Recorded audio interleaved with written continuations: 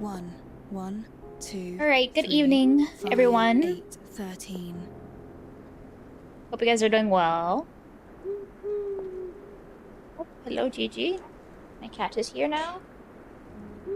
I'll move her. Alright. We're playing more Solo Palace today. So, I'll get to see if we can see Cinderella, the story. But I'm still not level 30, but I'm almost there. I'm like super close. I'm like almost there.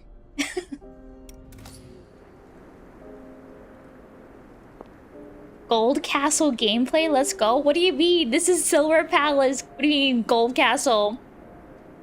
Or White Castle? Oh my god.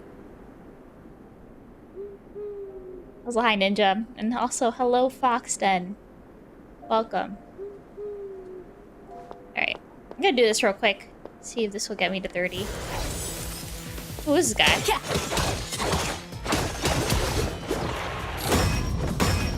It's all in vain. As I suspected. Time to wither. Oh shoot. That was a dodge. The closer to death, the brighter I bloom. Oh! Oh! What happened? Holy shit, what happened? Everybody's dead. I can dress the wound myself. What? Okay. That answers my question. Holy shiz. I was doing fine until I wasn't. Guess I'll just continue this side quest, I guess.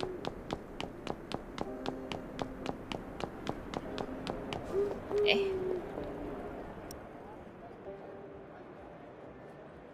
I don't know, should I read this? Or should I not? I'll just read through this. Ba ba ba ba ba ba ba ba ba ba ba ba ba ba. Whatevers. Okay, I have to get up there, right? Let's see.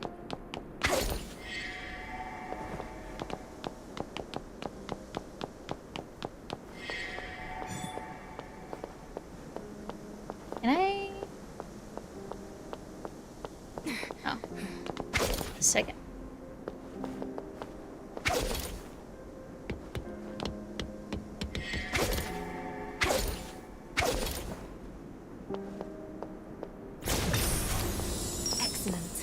Take photo?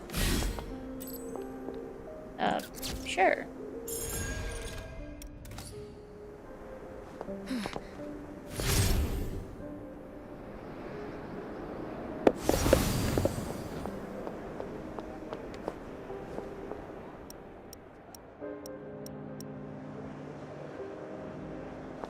Oh, we're just taking pictures now, I guess.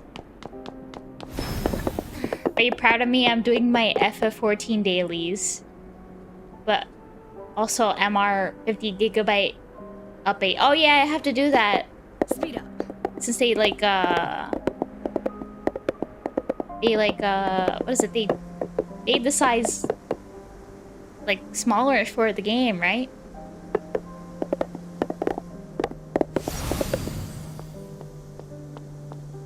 And also, like, you know, the hood and other stuff. I was just here. And I got my ass whooped.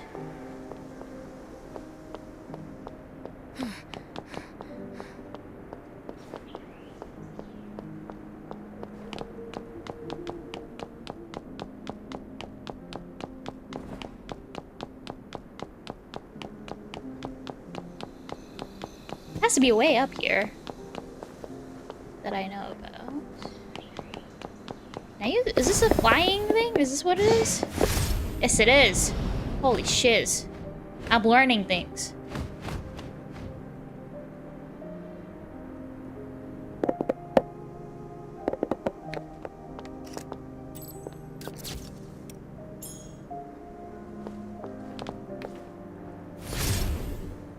thought there was a... Oh, there is a chest over there. Am I stuck?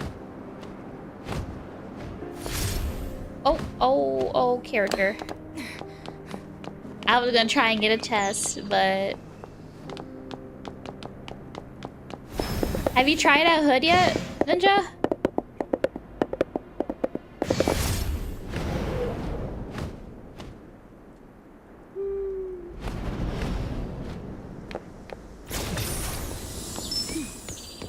Who's hid this here? I see everything.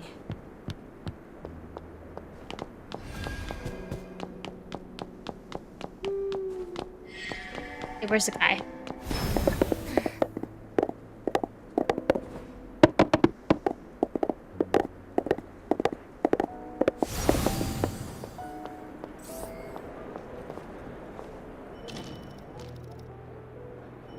Someone, an imposter? You. Got you.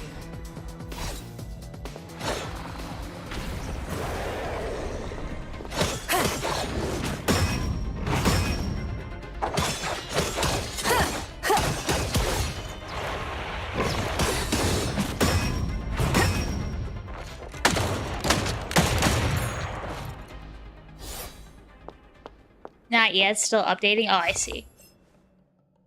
Oh, claim. Oh, another mental breakthrough, but I can't do that yet because I don't think I'm ready for that. Alright. Finally, we can continue our main story. And I can go nowhere near there.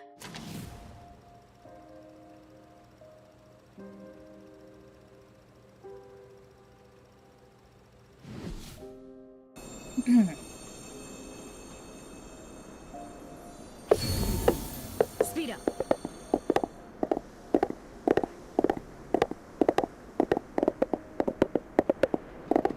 And I believe we're going to Bridgehead Shelter, where apparently this is connected to Cinderella, or how can I say it? Maybe Ashley's background or past.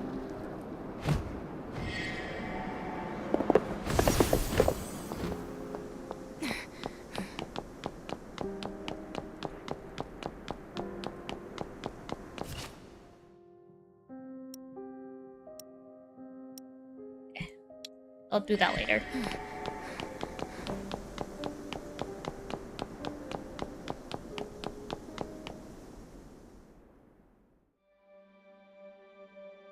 My memory serves me right. Not much has changed here in 3 years. I'll head to the clock tower and do a basic survey of the terrain. Okay.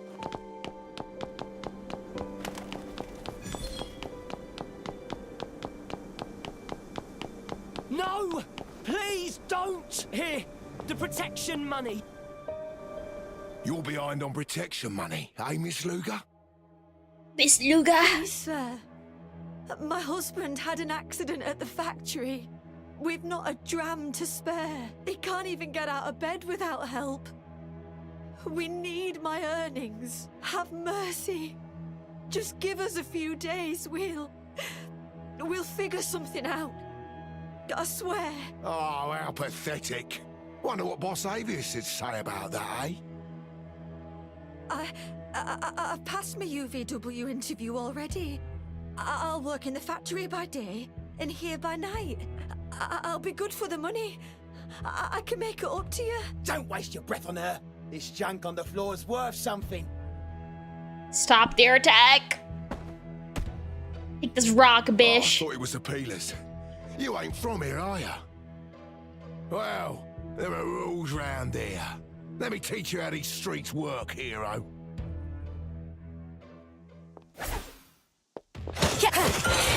Nevermore.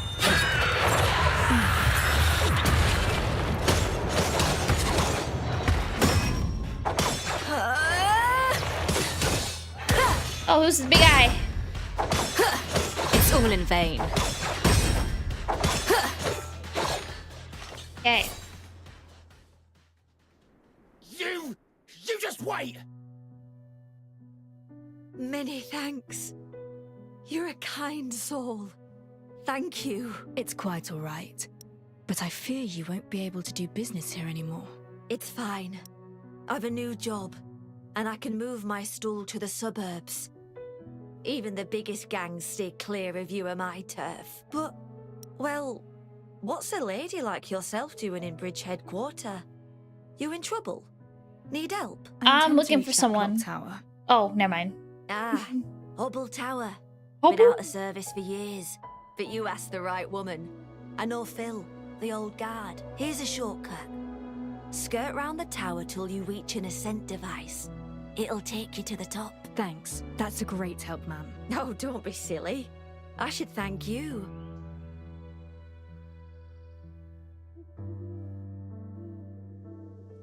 There's a shortcut behind the tower. I should look for some kind of silvarium apparatus. This should be the shortcut the woman mentioned. Let me do this puzzle real quick.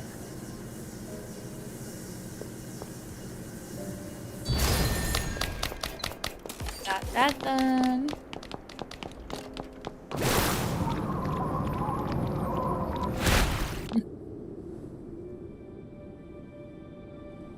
To the south of the UMI factories.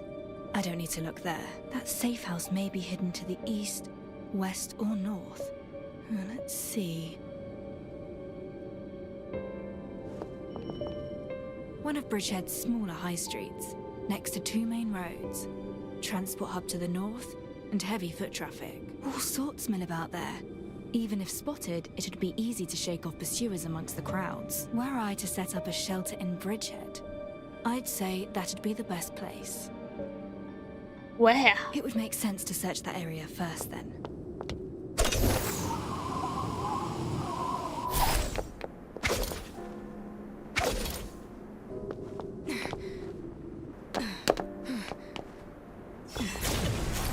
Oh. Excellent.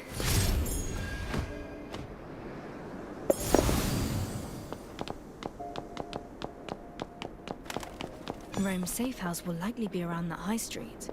I'll take a look. I thought we were gonna fight the thugs or something. It's all low-rise shops around here. No tall buildings. Not like the photo at all.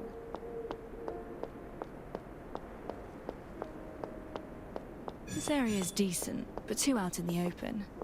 I fear it'd make for a poor safe house location.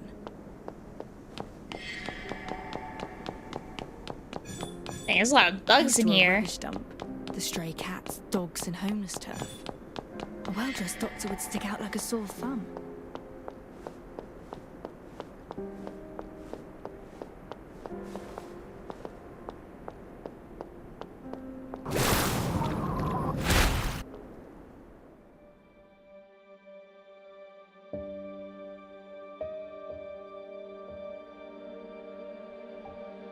Oh, but looks like we This found the office place. building's in a decent spot.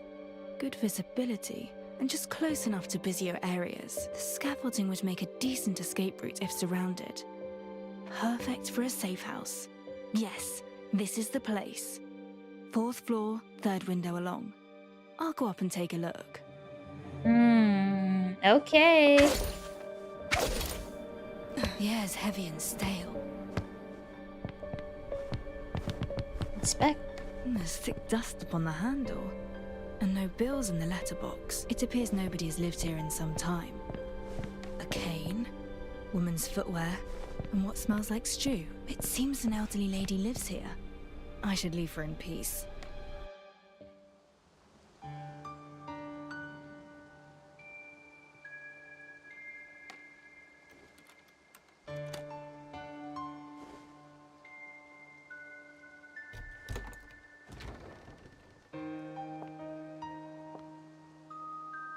Ah, Baldy sandwich. Oh, this is the detective's hideout.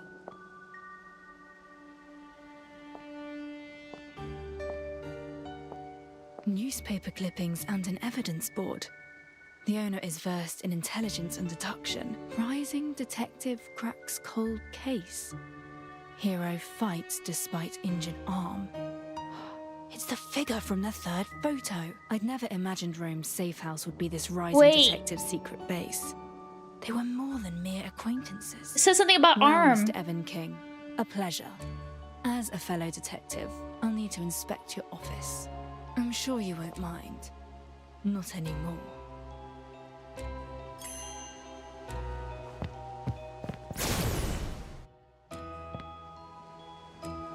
Another one. Escaped. Presumed burnt to death. No body Sorry. found. Sadly, Bit the loud. photo's been burnt. Oh, is this like all the kids got burned? The photo's annotated, escaped, burned to death, bodies cleared, unidentifiable. Remains dealt with, relatives silenced. It seems the commission you received was completely different. It's a woman in labourer attire. The photo has been crossed out. Looks like the outside of some abandoned factory. Written above is the word Cinderella. We are investigating the same case.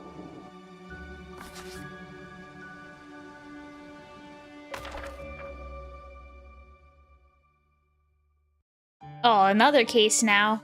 Jesus.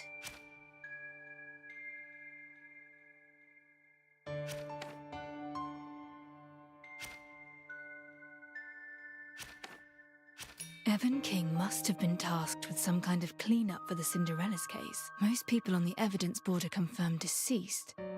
Only the one in the damaged photo is noted as escaped.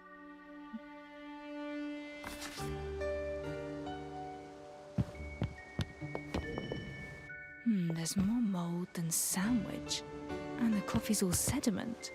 They've been here for a week at least. There's a single bite in the sandwich. A safe. The owner's a smart one. I should have a look inside. What's the safe code? The safe I ordered finally arrived. Now I need to worry no longer about every grubby passerby who might get ideas about my property. Once today's work is done, I shall take a proper look at it. First order business, changing the default combination. Thank you for choosing UMI. Your valuables are safe with us. Before using your new safe, please update the factory default combination 999. We at UMI waive all liability for property loss, theft, or unauthorized breaches, resulting from a failure to change the default code.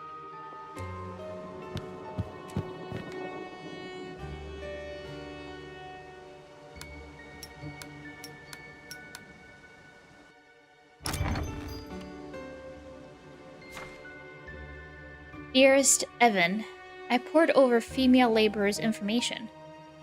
Thank you for providing them in such detail. As it turns out, these low-life women are insatiable ingrates. You can give them a food, a job, a chance to thrive instead of starving on the streets. But they are never satisfied. Always asking for more and more, and they turn on you if you refuse. At least paragons of virtue like yourself remain. Those unwilling to turn a blind eye to their greed for just a few coins. I enclose your payment, and a little bonus for your hard work and loyalty, totaling 5,000 ounces. I shall be in touch if necessary. Who is this? Oh, a check. A Royal Bank check. The totals as written.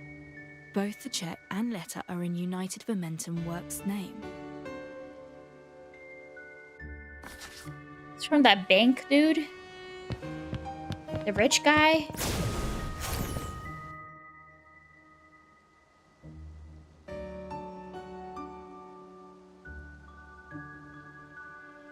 A fight took place here.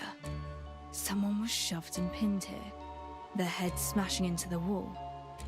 Judging from their height, that someone wasn't Evan. The victim struggled hard, leaving scratches along the wall and furniture. Evan was trying to strangle them, but there's a large splatter of blood. Evan bit off more than he could chew. He was stabbed. From the pattern and scale of this bloodstain, There's a knife right there. His carotid was severed. Evan lost too much blood. couldn't fight back, and soon collapsed. But what of the weapon?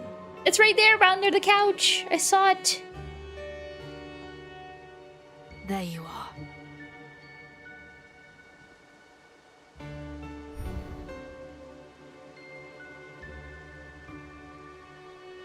This is some like The Phoenix, blood stains along its edge Phoenix had been Wright dried Ace for a Attorney while. stuff. It wasn't tampered with, just discarded at the scene. The engraving reads E.K., Evan King's initials, just like those on the knife he's seen carrying in news photos. The murder weapon was his own dagger. Okay.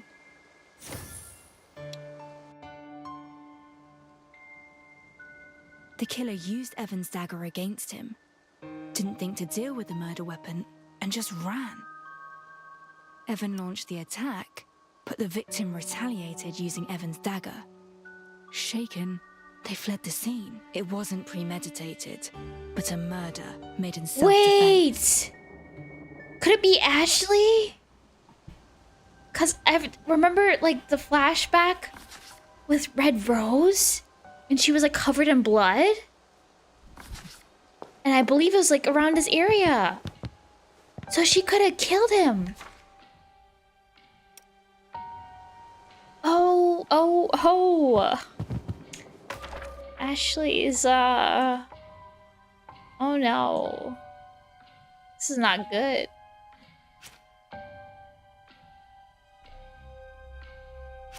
Before his demise, Evan had intimate business transactions with UVW, United Momentum Works, a covert cleanup operation that earned him riches, yet plunged him into mortal peril. Oh shit. I did not mean to close that.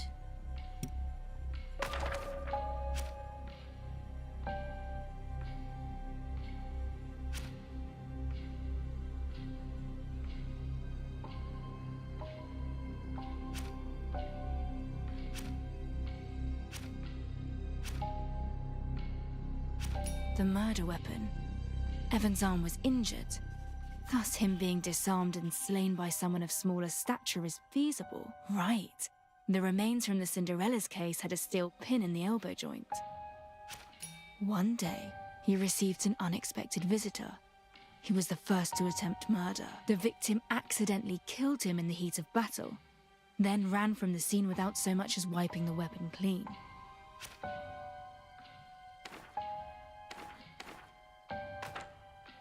Who killed the rising detective? Cinderella? The room is stagnant with a smell of decay. A sure sign that is the scene of the murder. The victim is likely the rising detective. The one you searched for thus far. But who could the killer be?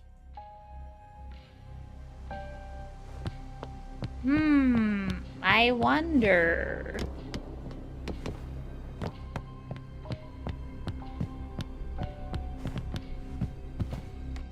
They're in laborer attire.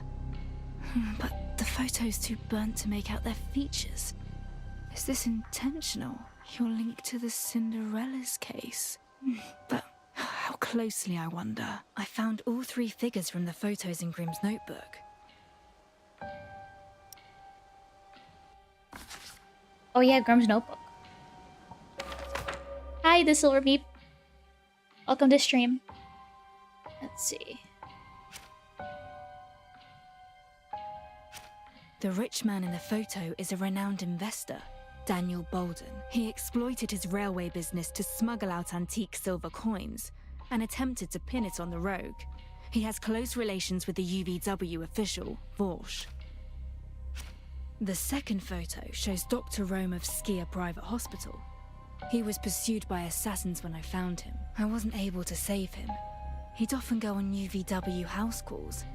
This cannot be a mere coincidence. The thread connecting them all is clear to see.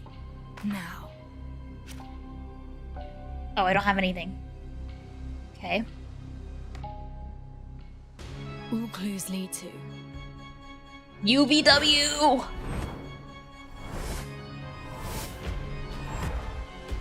Oh, that guy! United Momentum Works.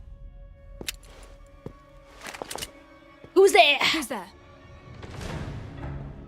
My dear detective, there seems to have been a misunderstanding between us.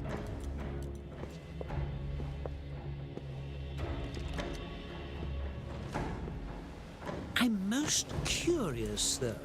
How did you find this place? I should ask you the very same. This whole matter has become quite the sorry state of affairs. Daniel Bolden lost many of their riches. Having associated with the man, I, too, was dragged into the mess.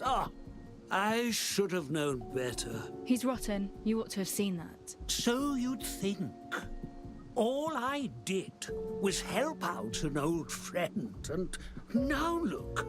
I'm reduced to a man scrabbling around to clear his own name. And thus, with great effort, I gleaned this address from Bolden's letters. But lo, the detective beats me to the punch. Well, was it a fruitful search?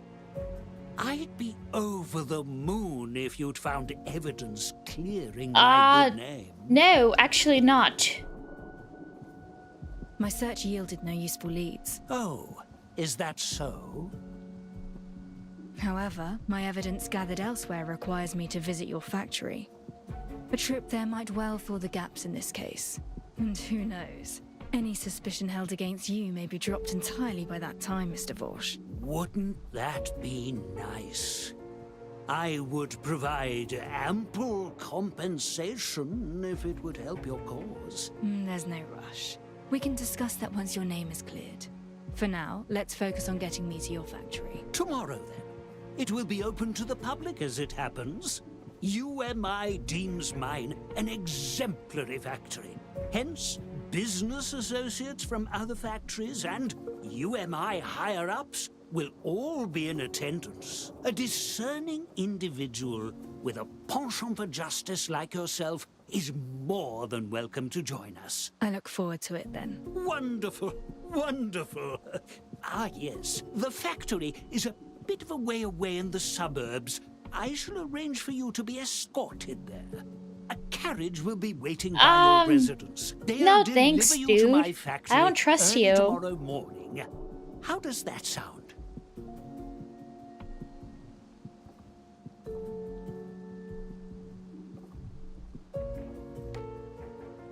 I don't shake hands with not trustworthy people. I shall be awaiting your arrival with bated breath. Tomorrow, then.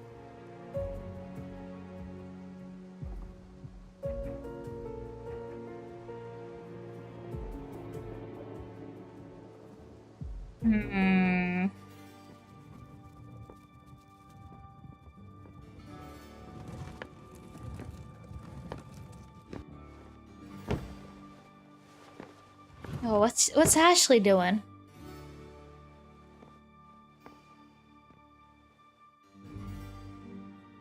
Midnight shall soon strike, my dear mare. And when it does, will this fine dream be over? I'm not finished yet, though. I want to stay in this dream just a little longer. You will stay with me to the end, right?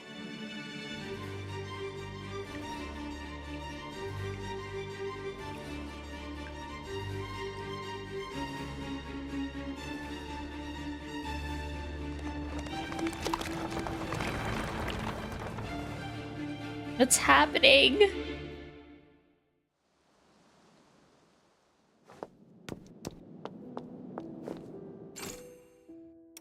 Is she gonna turn into Cinderella when it turns midnight?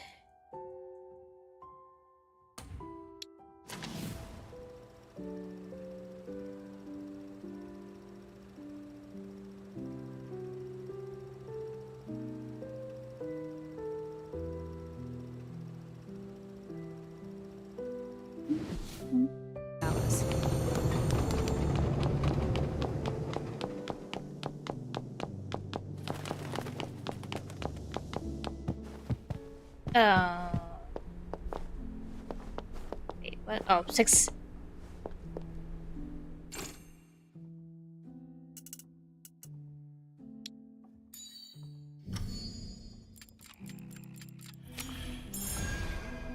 Yeah.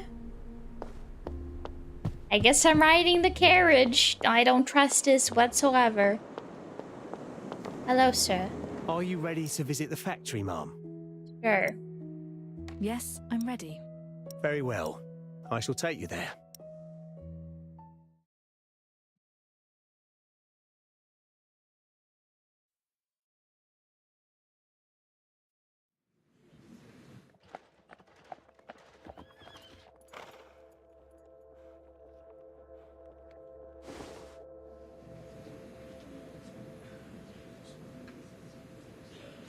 We're here?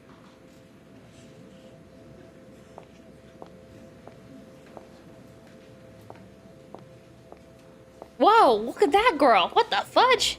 Spider?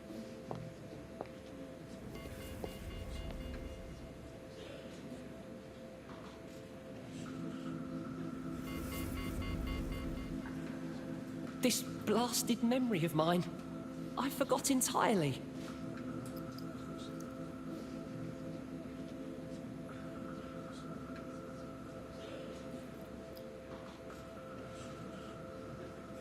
What is happening? What are the stringent checks? They've never been lax, but it's stricter than usual. You're right. I heard that product Silverium content didn't match that of the raw materials used, so they sent... Then what? Well, they're still checking. This place has been running for years, though. Doubt they'll be able to find anything at all. Ma'am, Master Detective, I take it? Have we met? I'm the head of UVW Security. Mr. Walsh has his hands full at present. I must ask that you wait outside for a short while. Oh, I I'm... can just queue to enter. I'm afraid not. These UVW premises require entrants to have registered and filed their information without proper documentation. Of course, as an esteemed guest of Mr. Walsh, you'll be granted entry once he's free. He'll be sure to greet you. Very Yeah. well. Okay, how long will that take, sir? I've no way of getting into the factory until Vor shows his face. That said, this affords me a chance to look around the outside. I may find something of interest to the case.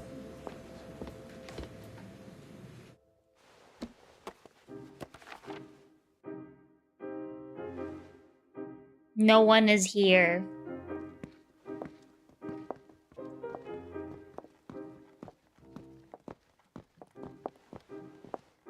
Hello, ma'am?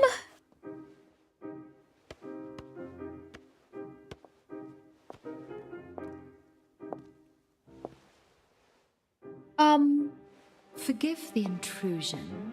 Hi. Might you mind if I sat here for a moment? Yes. Please.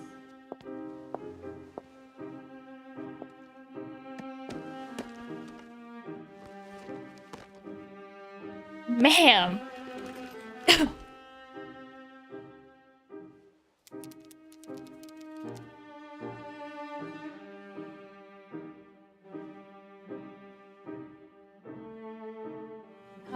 Okay, we're writing buddies or something?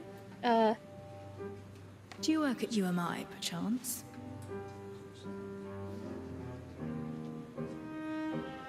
What kind of work, if I may ask? What kind of work there? Secretary work. So what do you think of the factory and everything? And everything? Well, you know, the stolen Silverium. United Momentum Works has been in operation for 15 years, during which UMI's board of directors has changed thrice, with zero impact on UVW's upper levels. In other words, UVW is highly autonomous. Many matters and decisions are unknown even to its headquarters staff. You're suggesting that the Silverium theft did occur? I'm suggesting that curiosity can be a dangerous thing. Earlier, you were pacing around the periphery, showing unusual interest in the security screening and sorting apparatus. You're Oh, you were certainly watching not me. with UMI, nor another rival company. private detective, perhaps. Whoa, ma'am. Your expression tells me all I need to know. Well, who hired you? Keep your distance, ma'am. Getting way too close. I have no interest in blowing your cover, yet. UMI is just as curious about UVW. So how about this? You clue me in on the results of your little investigation, too. In return, you'd be paid handsomely for your efforts and gain the friendship of UMI. Think it over. Master Detective, apologies for the wait. Do excuse my delay. To make up for it, allow me to show you around myself. Okay, sir. Remove all Silverium products before entering the factory, please, or that blaring alarm will sound. All right.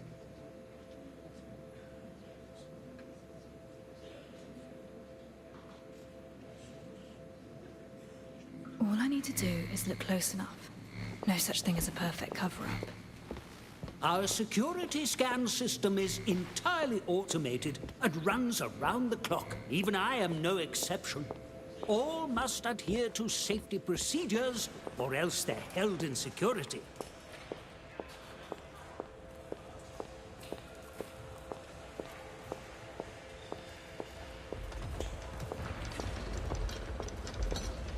Well, these are the workers, I think.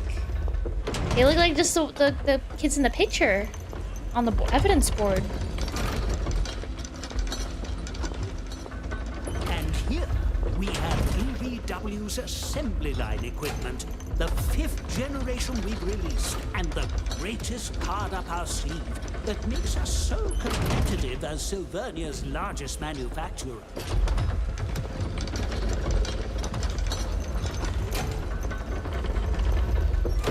Development aside, we also place great importance on our employees' work environment. Filtration gear is in place at every stage of Silverium processing, minimizing its effects on our staff. UVW highly values worker benefits too. New hires even receive free training and health checks, meaning roles are in high demand. Oh.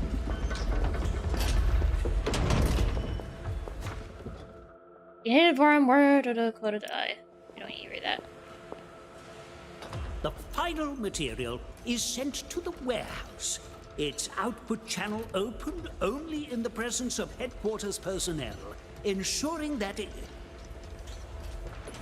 What's going on? She's here, sir. He? I'm afraid something has come up. Excuse me. Please wait here. I'll be right back. Okay. It's obvious that Borsch is hiding something. I'll see what I can dig up while he's gone. Alright, I guess time to question some people. Or look. You! Oh, it's her. Have we met? Why, yes. Just yesterday when you scared off those thugs. Remember? Ah, right. So this is the new job you mentioned. Indeed it is. I work the assembly line. It's my first day. I see. Would you happen to know anyone who's worked here a long time? Yeah, I'm afraid not. The ladies in my group are all quite new too. Oh, wait.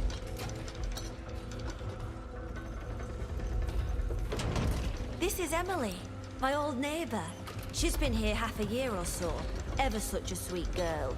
This is the lady I told you about, who sent those thugs running yesterday. A true saint. I think I hear the foreman calling. I'll leave you to it. Ask Emily any questions. Her behavior. He's a bit scared. She's withdrawn. Eyes darting around, likely hiding something. Oh, what's going on in your arm? She's pulled one sleeve down to cover her arm and... Getting burnt? That's a team leader badge, so she's worked here for some time, it'd seem.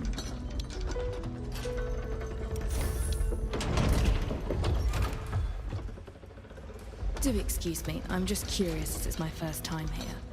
Apologies for disturbing you. It's quite alright. Oh, but one more thing. What happened to your arm? My dear detective, there you are. I had to attend to a senior visitor, you see, but then I couldn't find you anywhere. I didn't even move far. I'm to blame. I've left you waiting around twice today. Most improper. Come along. Let me make it up to you. Well, don't just stare. Answer our esteemed guest when she talks to you. These laborers have the literacy of sewer rats, I tell you. I tried to teach them manners, but to no avail. Yo, her arm is fudged up. You can forget this week's wages. Go find the manager. You're on the night shift from now on. Well, There's no need for that. She's a forewoman, not service staff after all. I made her uncomfortable. That's my fault. you hear that? Our dear guest is most forgiving. Well, I suppose I'll let you off just this once. I fear it's getting late and we won't be open much longer. What? Shall Already? I see you off? The tour's over? What? I guess so.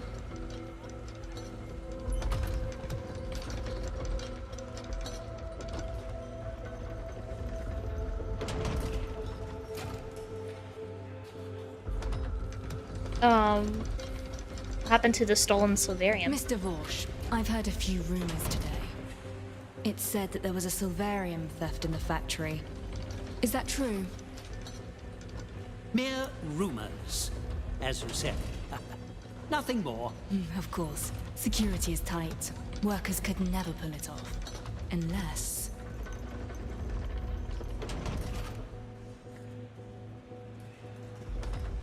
It was not a worker, but one in charge. Oh, I love your sense of humor, Master Detect. As I mentioned, it's a 24-hour system controlled by UMI headquarters. Even I can't skirt around it. Heavens, even the CEO himself has to swipe his pass and proceed through security. I see. So they're quite groundless then, these rumors. Entirely so. Slanderous, in fact. I suppose such spite is to be expected, given our years of success and enviable... Well, here we are. Farewell. I do hope we get to meet again. Yeah, I don't want to meet you again. He lost all patience with me the moment he realized I wasn't here to accept bribes. That only further proves that there are secrets buried deep in this factory. The security is a real challenge, though. I better talk this over with Lauren. Next time I'm here, it won't be for a guided tour. Be here for Shall a I beating. escort you back? Yes, sir. Thank you very much, sir. Hello, Gigi. Hello.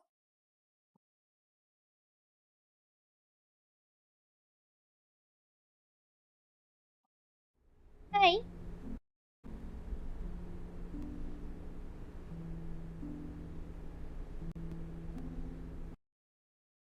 What you doing? People say. Bro, my phone's going crazy. What the hell? So, UVW's not quite as squeaky clean as it seems, you think? Precisely.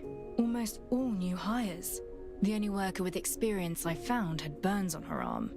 Potential abuse. I'm certain there's evidence hidden in that area they kept shut off. A rather suspicious processing area. But how will you get inside? You say their security measures are formidable. The security gate is out of the question. We have no UMI employee IDs, and those guards know your face. Moreover, even if we had procured worker passes, we'd have no weapons or reactors once inside. A factory crawling with combat-savvy robots. We'd be lambs to the slaughter.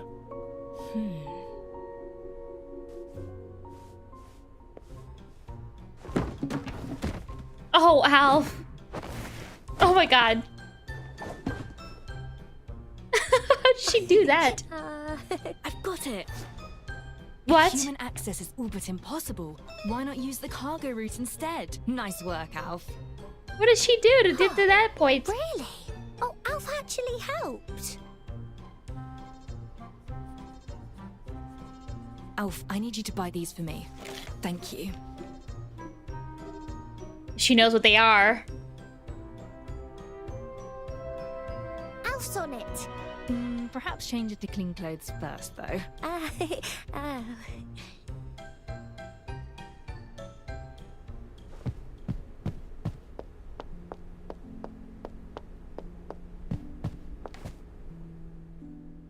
Everyone, I'm making a reactor.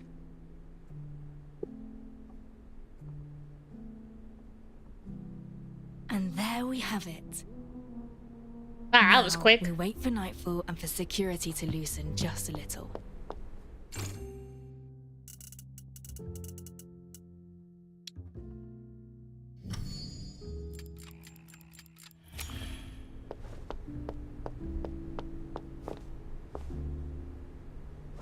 Right. Head back to the factory. Where was it again? Why is it all the way in Narnia? Bruh.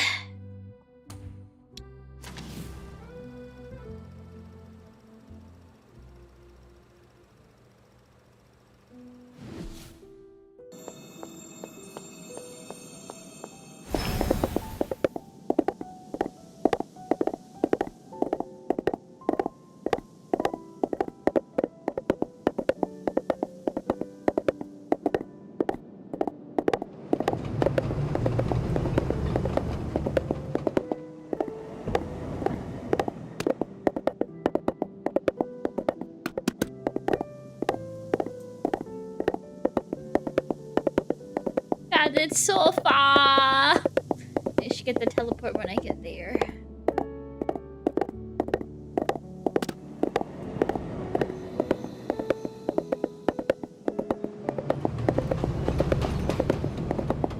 Speed up.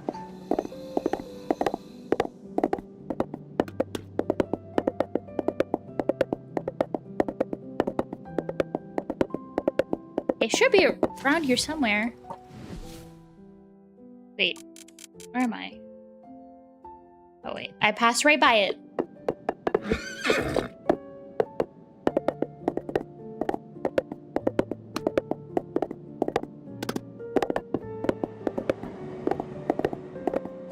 Hey, why are these teleports all the way up on the tower?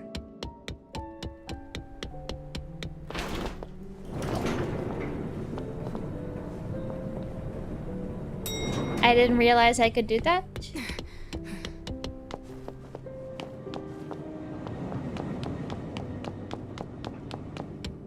Is there another floor up? I can't go up there. Okay.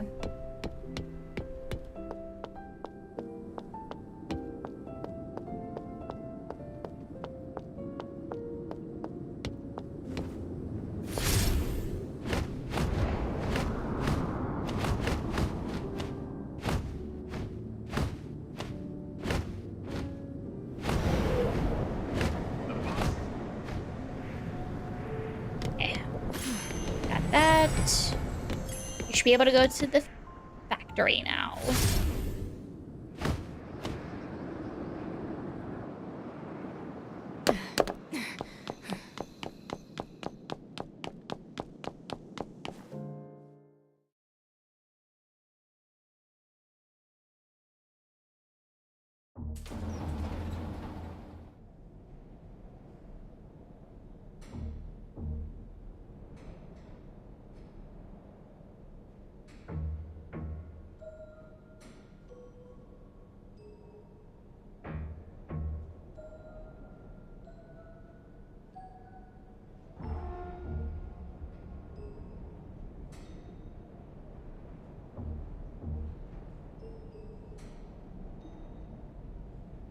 Wait. Using Glacier's reactor, use silver canoes to place it on the conveyor belt and it'll be crushed by the hydraulic press. Or you can also place it directly in the press and have it exploded. Either will stop the machine's operation, allowing you entry into the factory's depths. Alright.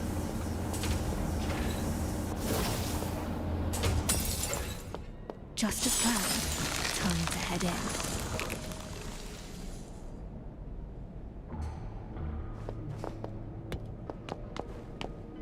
Yay.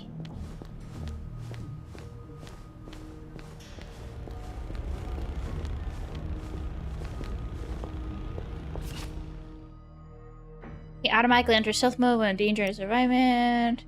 Okay, yada. A light shines from the doorway above. Might well lead deeper into the factory. I'll head over and see. Good night. Sleep tight. Don't let the big bugs bite.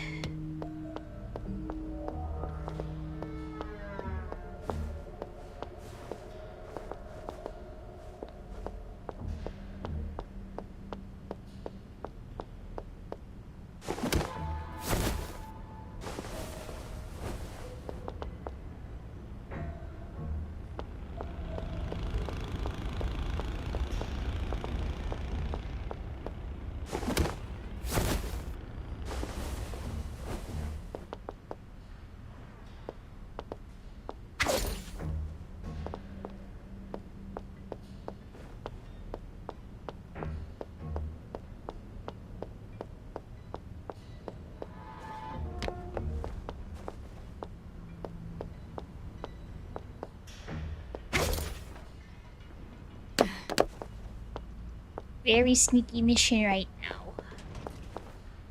I hear machinery.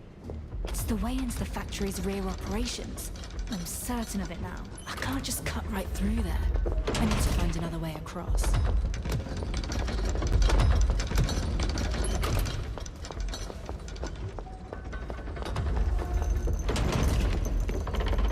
Appears empty outside, but there's activity within. It's a front. Oh, I just dragged in here. Okay. It's definitely farther from me, but that's fine too.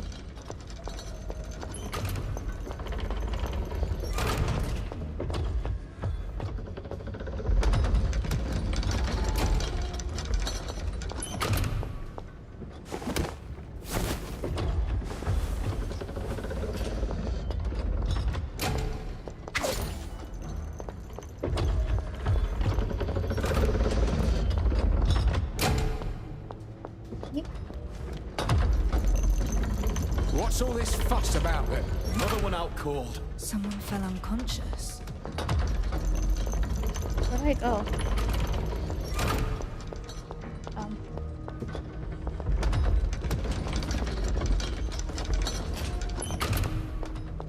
I just drop down here.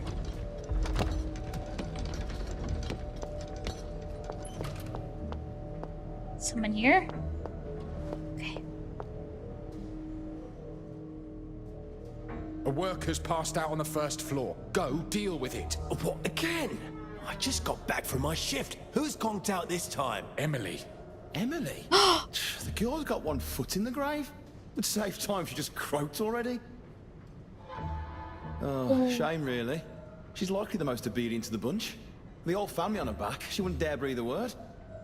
If you've time to grumble, you've time to kit up and come with me. To the infirmary.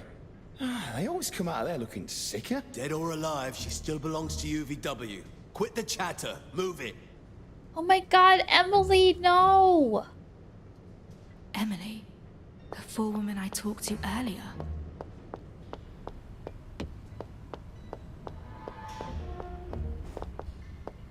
It's not even my shift, and I'm tasked with this. Feels like we're the same as those worker mules, you know. Would it kill you to shut it for 2 minutes? Wait, are they? I'd better follow them. Okay, can I move? Thank you.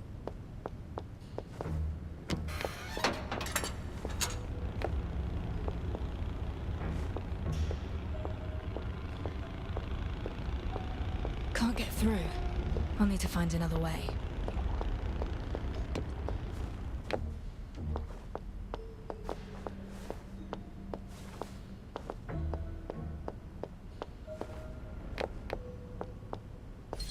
Oh, she's...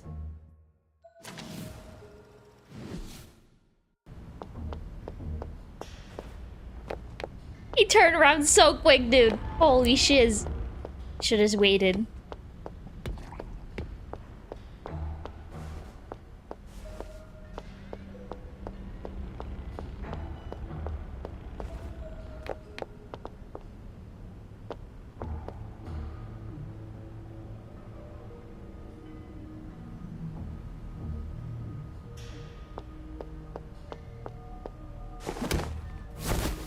Goodbye.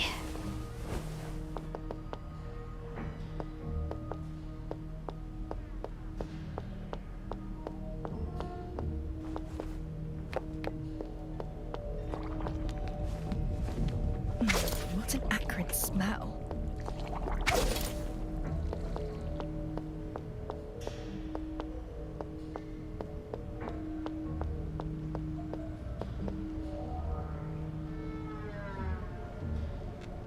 Wait.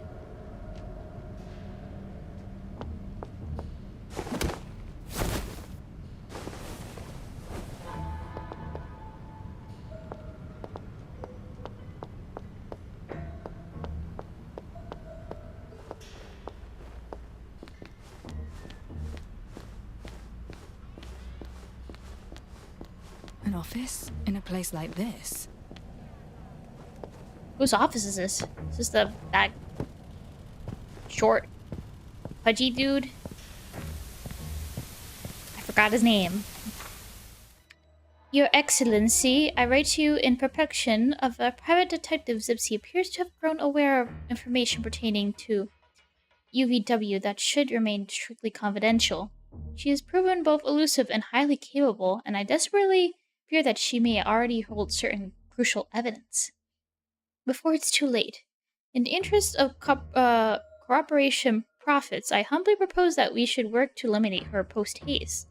I ask for your guidance, Your Excellency, and I trust you will not hesitate in exerting your great power, taking action as you deem necessary. To make a move, as I thought, yet the letter's left unfinished.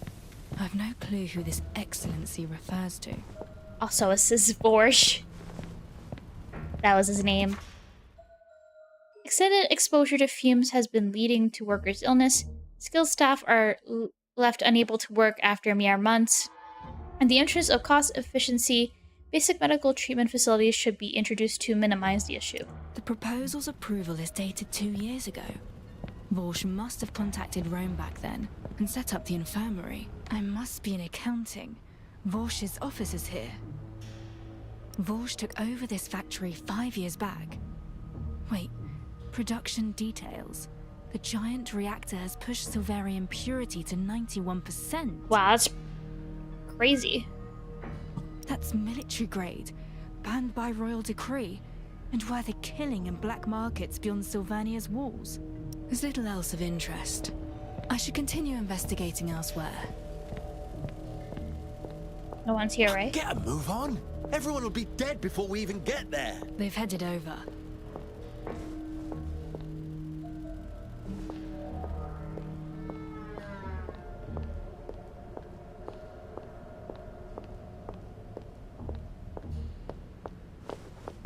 They go further down. I don't want to be like right behind them.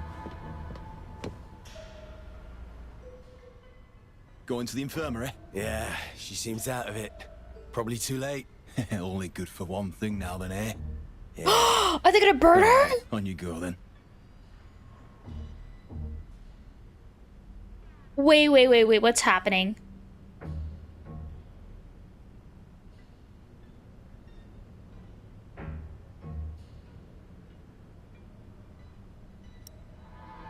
I need to find a way to open that door and follow them while remaining undetected.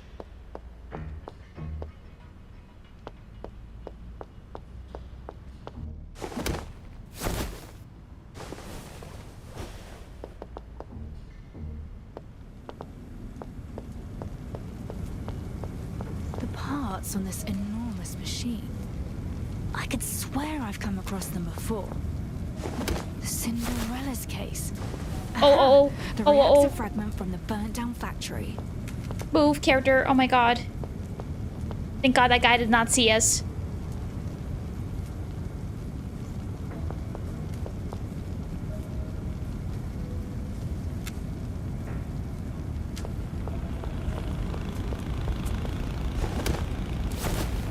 that guy's like right there.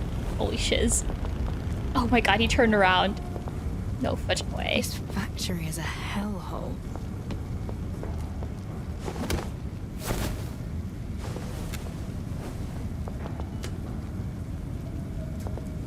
Man, they are so kind to us.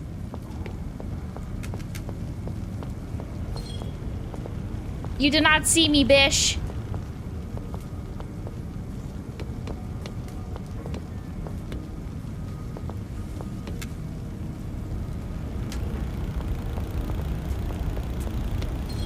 No, stop!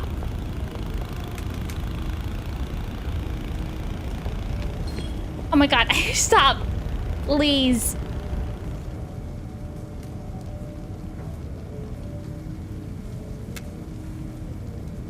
Crap! Fudge! I kept moving! Oh my god, dude, it's no fudging way. Okay, good. I guess I don't have to start all the way. Oh well, kind of. Okay.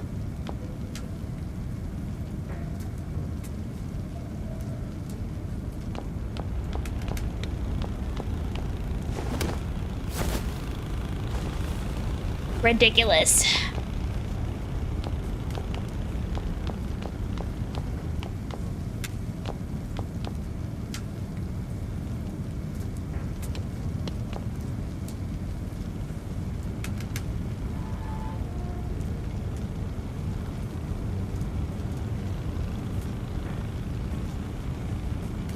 Alright, turn around, bish.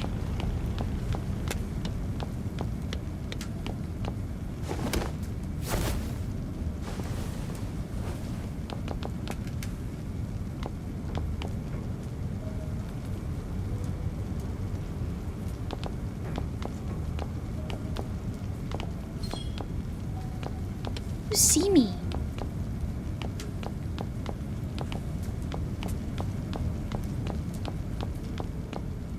Brick, get out of here.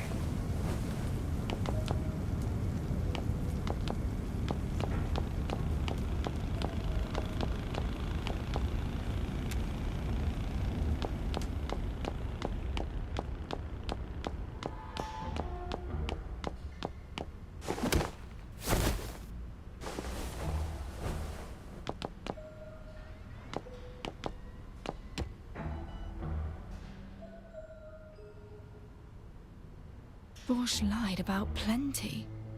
But he was right when he said security here is a 24-hour affair. So how was that stolen silvarium smuggled out then?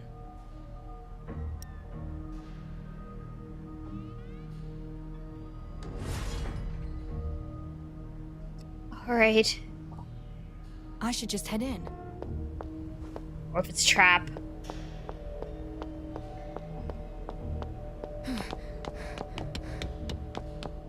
This looks like a boss arena fight.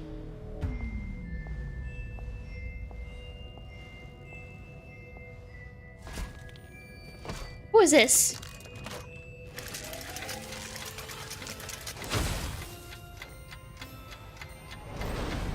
Welcome to the United Momentum Factory, honored guests. How may I assist you?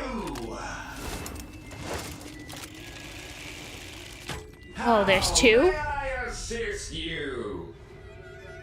How may I assist you? You may not. Don't need assistance. Oh, shiz. Oh, shiz. I'm just punching.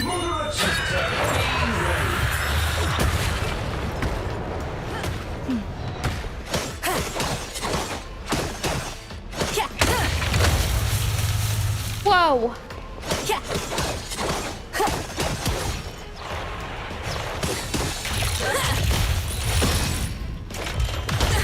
Ouch. It's all in vain.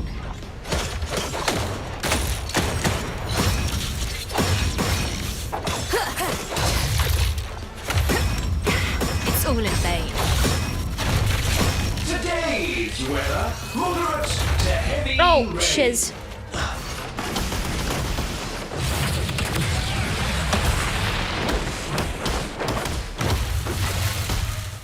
Ow, you prick. Youthful folly!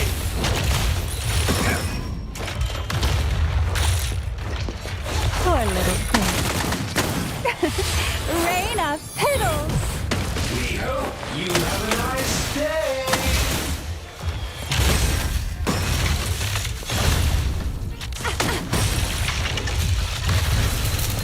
We hope you have a nice day.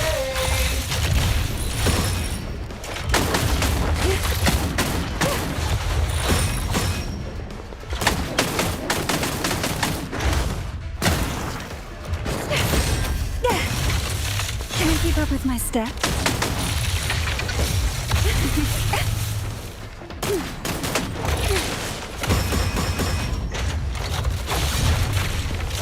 Today's weather, moderate to heavy rain. We hope you have a nice day.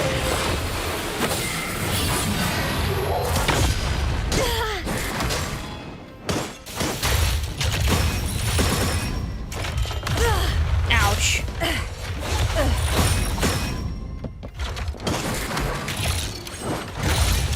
Not so challenging. Today's weather, moderate to heavy rain. Touching now.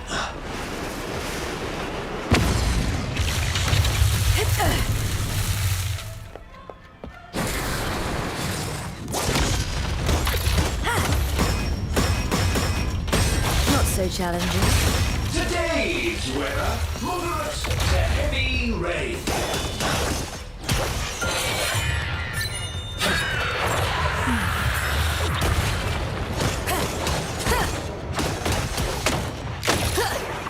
We hope you have a nice day.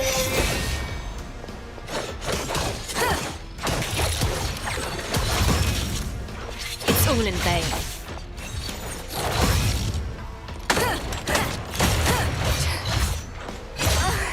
Oh, fudge you, bish.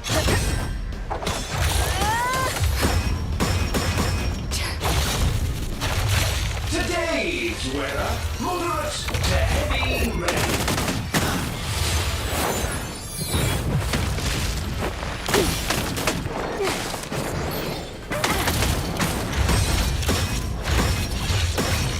Can I keep up with my step?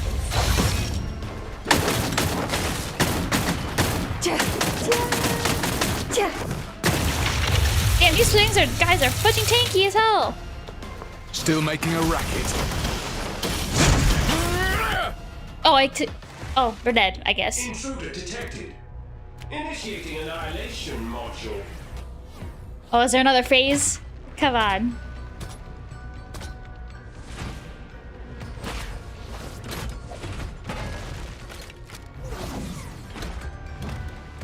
Cease resistance at once, or you and I will not be held responsible for your safety. Phase 2, bish. You'll never learn. Rat! Oh, shiz. He's got a bigger arm. Try again. Okay, dude.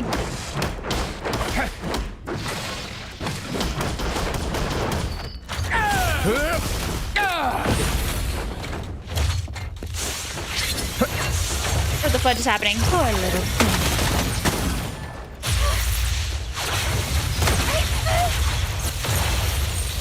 Ow.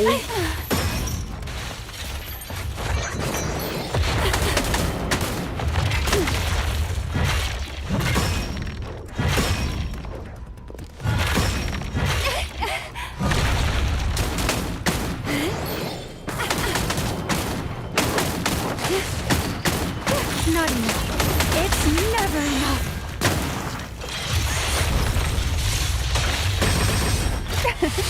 Rain of piddles.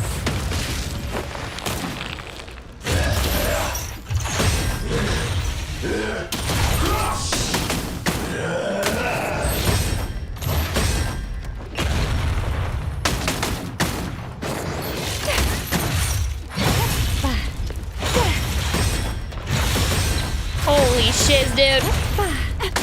I'll take care of this. Reset the board. I'm just fudging ping like crazy.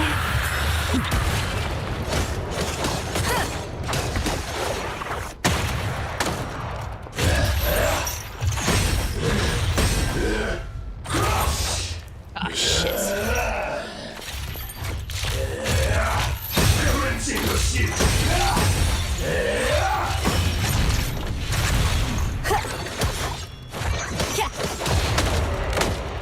I'm taking over. Prepare for surgery. Knock it off!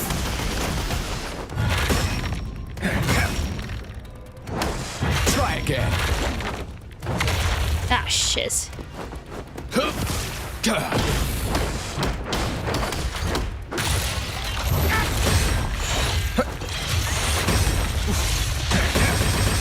Want some more, do ya? Accelerate!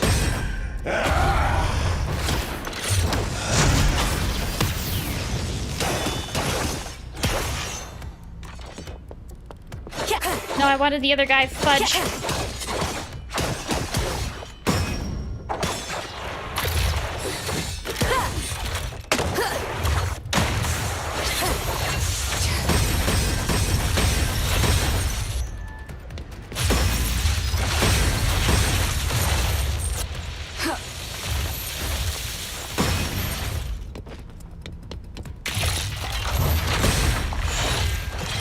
It's all in vain. Ouch, you fudge. Go and take a break.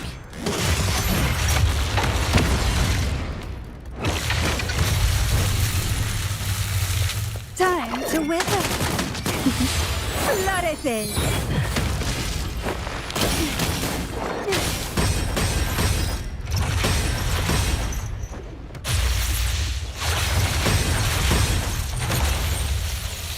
Jesus fudge, dude.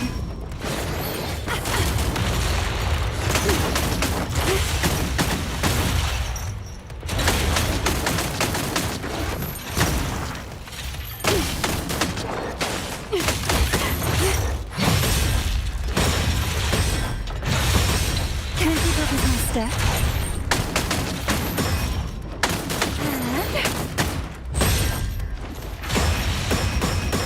Can't keep up with my steps. Nevermore.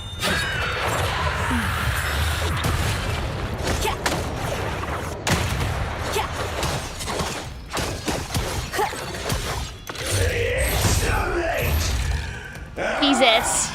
Whew.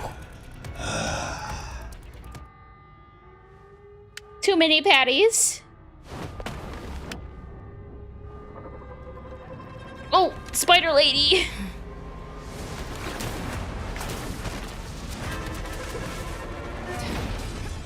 Not bad at all.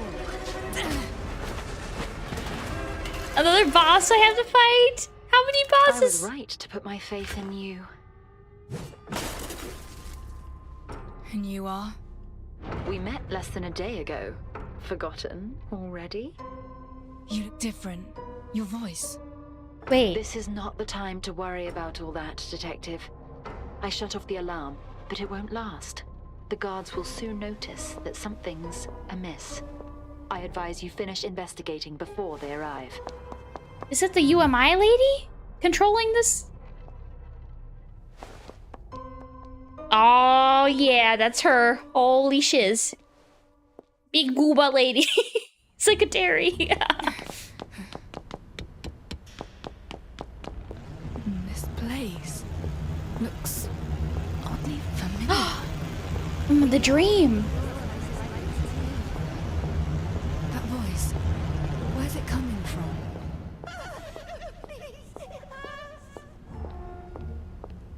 Once you've had the injection, you'll be just fine. Oh, they drugged her. What the fudge? I've seen this door before. In a vision.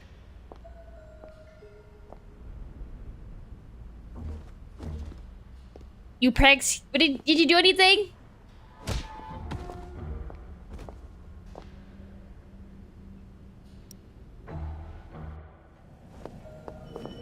These medicine bottles all bear different labels. And yet, the liquid inside looks and smells identical. Okay, patient file, Rachel, female, 167 centimeters, 53 kilograms, pulmonary edema. Rhabdolysis, bacterial infection, heavy metal poisoning, new. Advised treatment, administer solution 0, prepare for disposal. Diagnosis, Rame. A bottle of medical solution for injection. Oh, don't tell me she's fucking dead. Just taking it out of the safe. Wait, the solution contains high purity silvarium. No.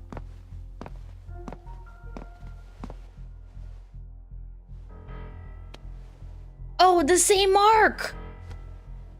A most peculiar injector. No proper needle to it. The procedure would be exceedingly painful. Oh, shiz.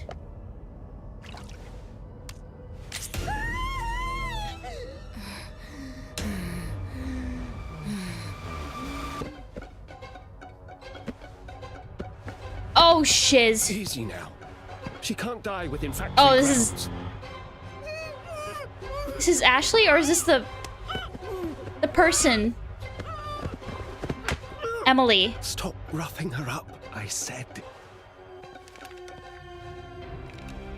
What have they heard? Each one struggles harder than the last. A talented man you are, Rome. Our output efficiency's rocketed since your arrival. Well, well, what wonderful cargo we have here.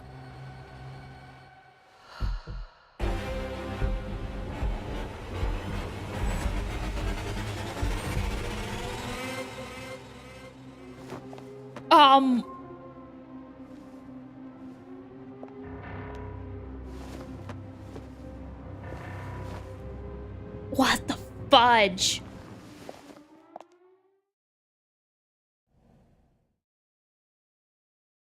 So what we're seeing is how with Ashley?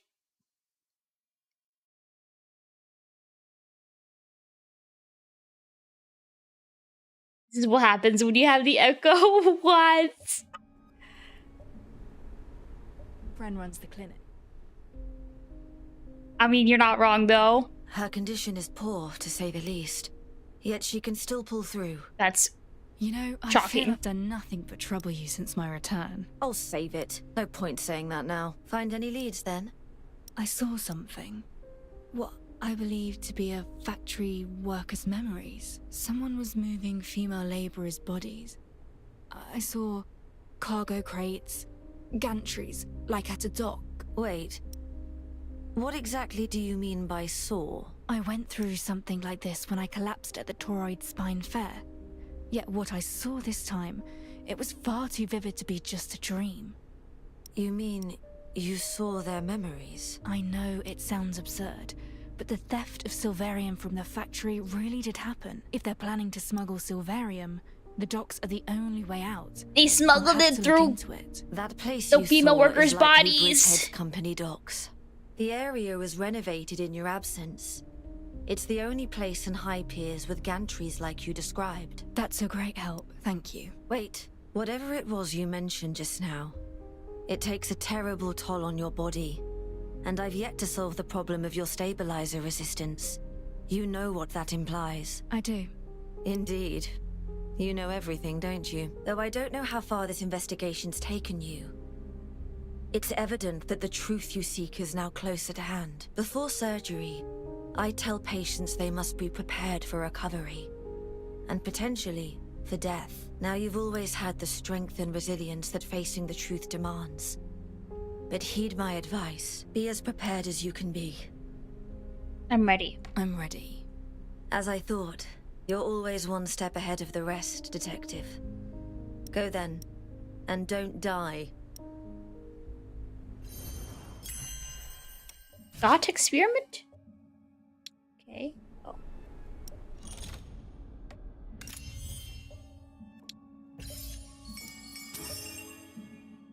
Take that.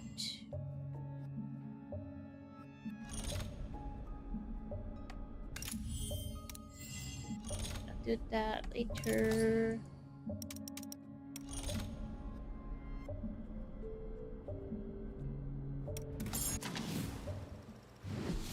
Let's see. Let's cut to the chase before. Hidden neath the rosy skirt are white stems you adore, furnished with lethal. Explosion? Oh, no bombs here, nope. Only flour. Life has not been kind to me. Death.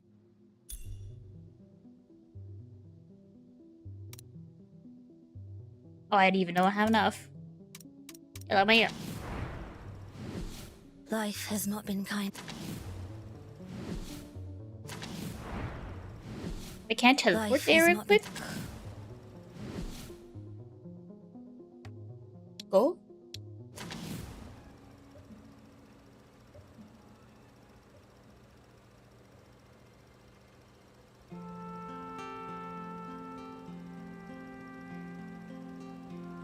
Things are starting to cook in the story, dude. Hey, where am I going? Where is this? I can't summon him out here. Fudge you.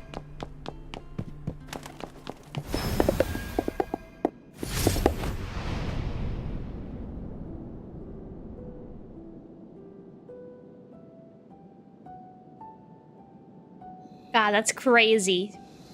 So the workers that can't work anymore, they fudging inject them with silvarium, then dispose of them. Or I don't know if they use them to, I guess, trade with other people. I don't fudging know. And Ashley was one of them too. Oh, and my fudging game coverage crashed. Oh, man. God damn it.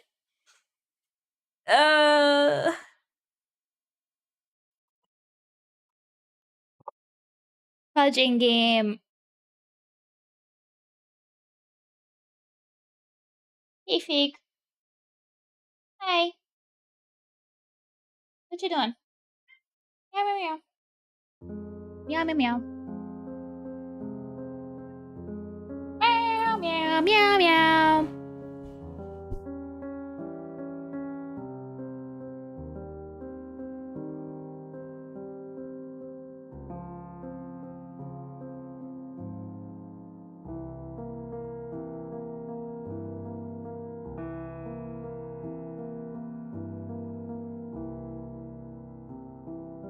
Hopefully my PC will be okay for this one when the game officially comes out. But maybe, hopefully, with the testing, they can optimize it.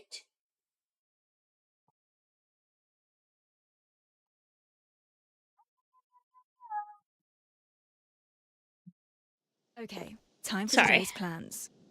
Being distracted. Okay, let's go back there, please. So we can upgrade first, and then we'll be okay for now.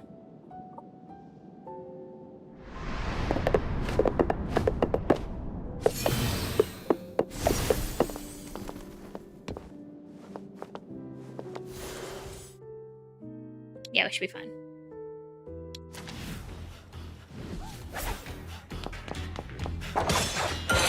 Reset the board.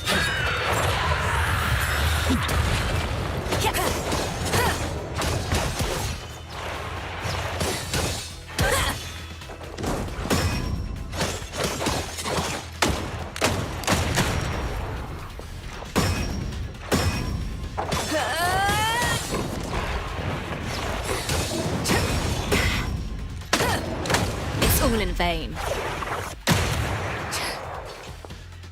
Erect. Goodbye. Alright, can I get the rewards now?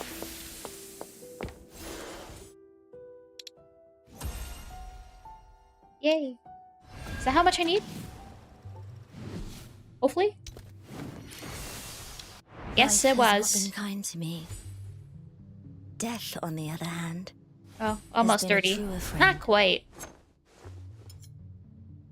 Okay. Alright. Almost. Okay. We are going to the docks, correct?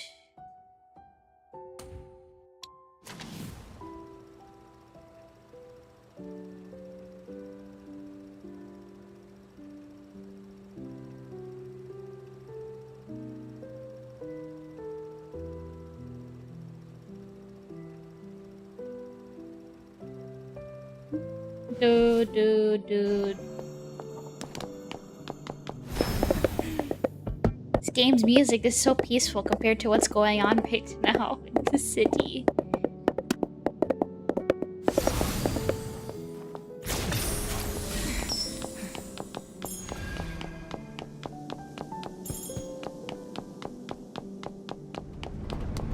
Bridgehead, freight dock. Oh, okay. LMAO. Oh, at least there's teleport nearby. Maybe go there just for... just because.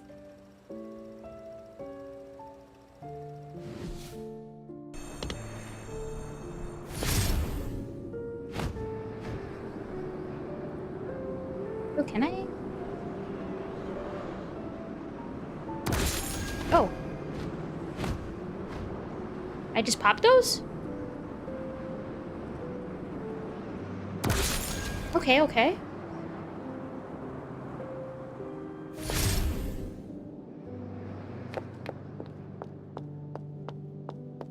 Those are the gantry structures I saw in that vision.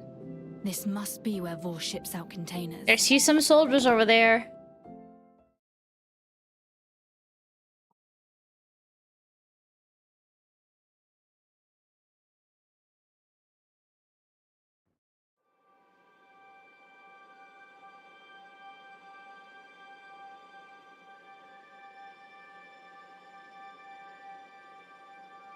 Time to see just where they plan to send these crates.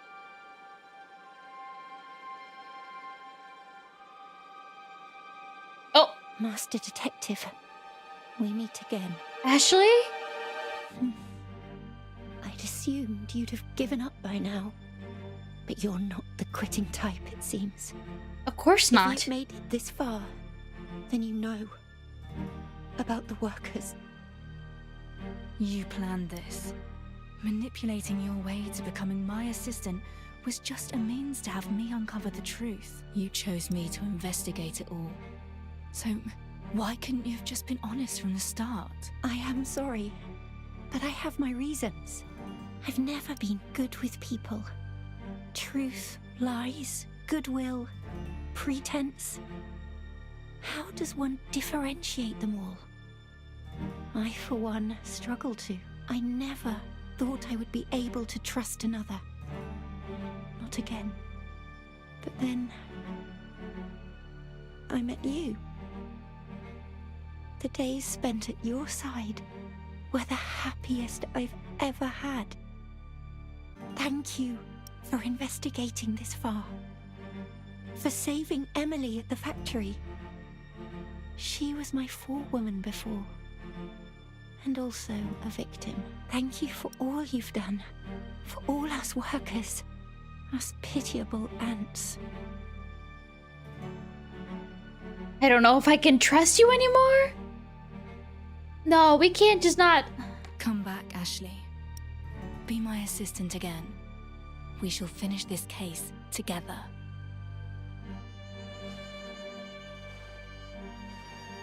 You're my prince. Sorry, I can't stand to see you in any more danger. Were I just a normal girl, I'd be able to stay by your side and help you. But I can't. Did she stab me? Oh! It's all right. Just close your eyes and rest a while. No, Ashley, why could you? Ashley, what? Why? I know you and the constabulary possess sufficient evidence.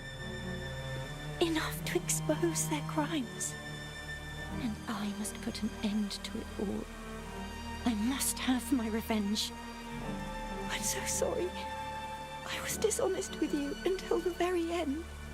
Take care of yourself. No! Ashley!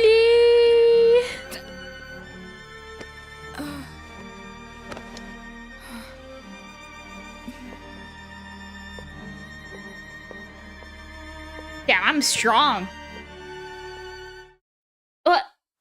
Has Ashley lost her mind? Oh, I'm still Whatever is she drugged. doing? At least I have to catch up with Ashley. Right. Those crates that Borch's henchmen are moving. They're just letting this happen? These are the crates they're transporting. They should end up in the same place. I hope I can still stop her. Oh, I'm just gonna go in there. Okay. Nap time.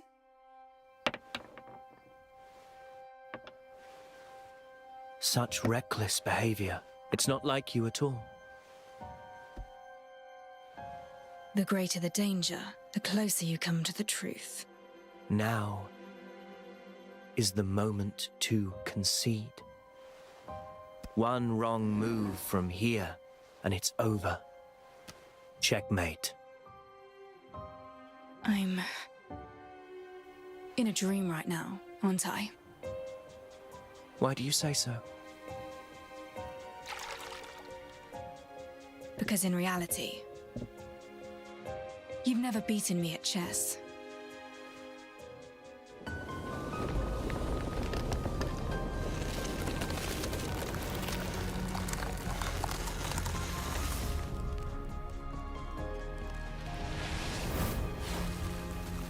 I'll be there whenever you need me. Brother! Son! The truth lies just ahead, even if I must face it alone. You are never truly alone. Now, wake up. Wake up.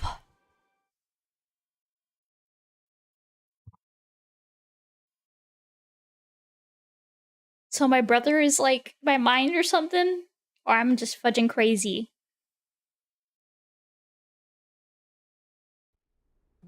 Oh, what? Help.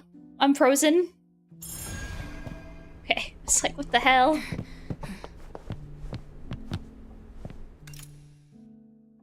Wait, that's it? No more main story quest? That can't be. Or do I have to advance? Where's my Cinderella?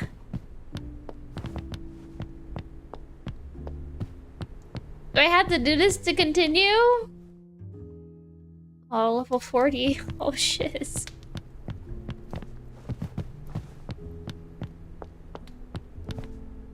Wait, I'm curious.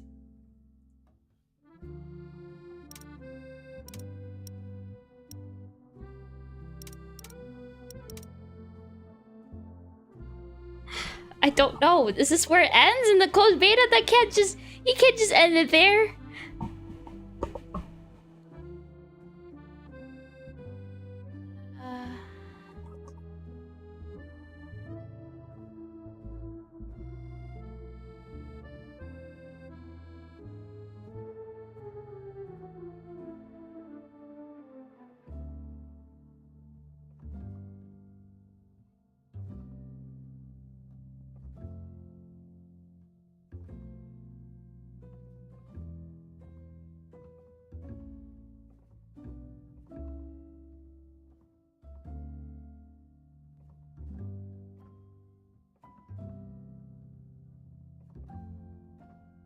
What the fuck? Do I have to continue on with this?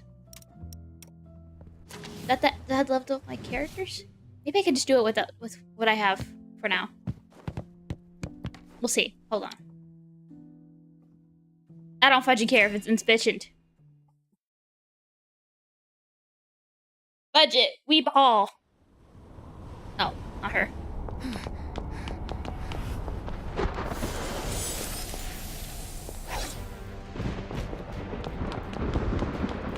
Where's the boss? Oh, it's Rex. Hey, Fudger. Nevermore.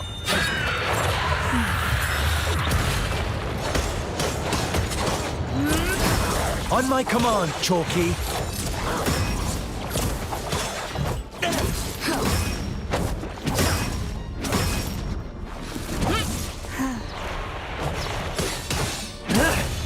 No, you don't.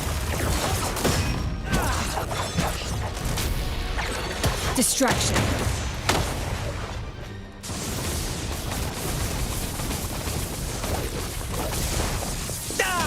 Ouch. Florece.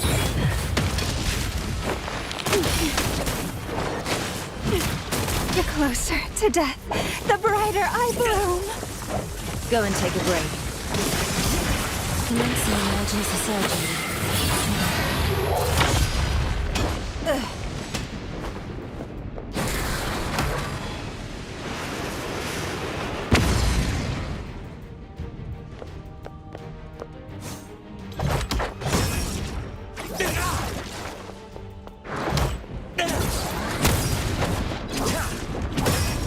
Flamethrower at the ready.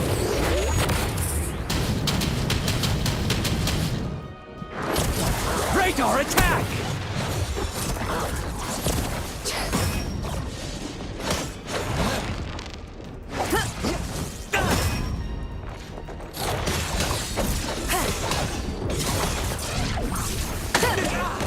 It's all in vain.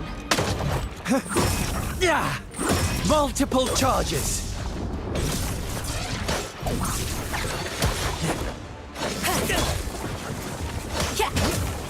Stop it, you bitch!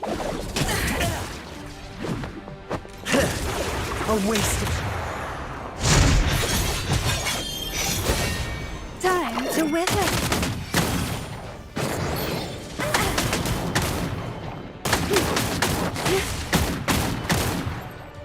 Then.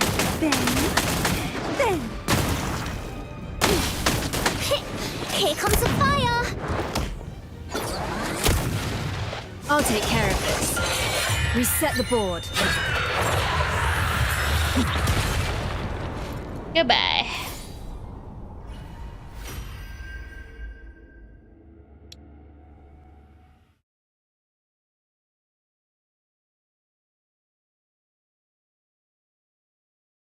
The story can't end there. In the cliffhanger. Come on.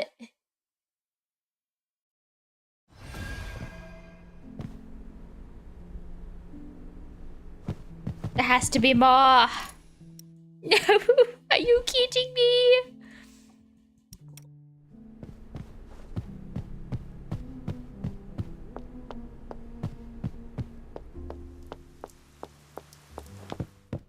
There's no way. But where are my steppies? Was that all a bunch of lie, I guess? I'm trying to see online. Like, hold on. Must get moving before the rain washes away the evidence.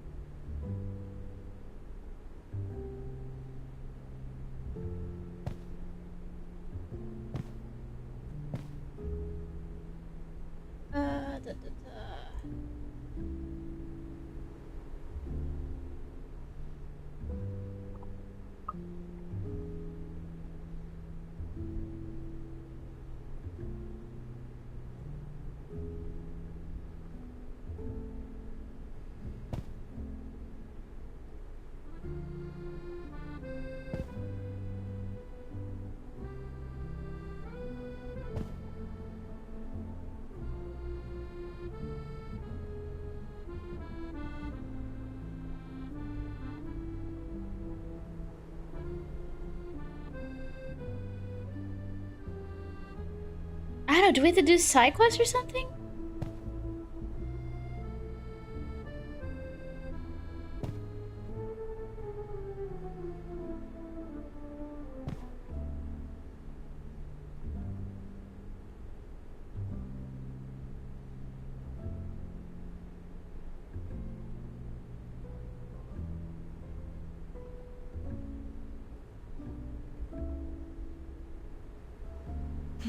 Maybe that's all. Late night case. God dang it. Maybe I should ask someone else. Maybe that is all I can do. I don't know. Alright. Let's finish this case with Firth.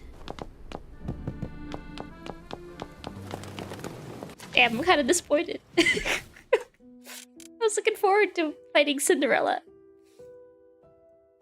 It is. That can't be the end.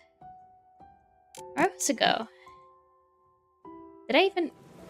No. I didn't even track it. Oh, no, did I? No, it is. Where is it? Am I blind?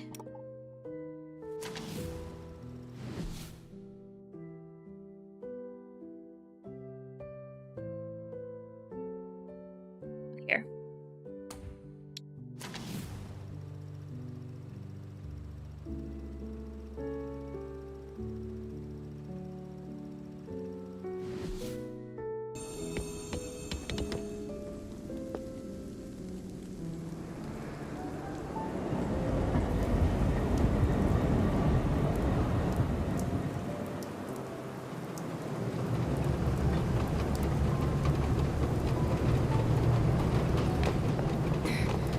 Here we are. People are approaching. Stay sharp. It's that doctor from before. And she's brought company. Oh, it's the maids. Quick, deal with them. Oh, shit.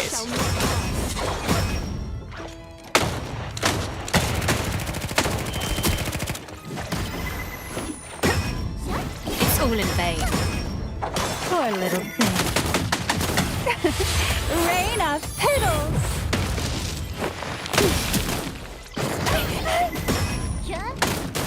Can't keep up with my steps.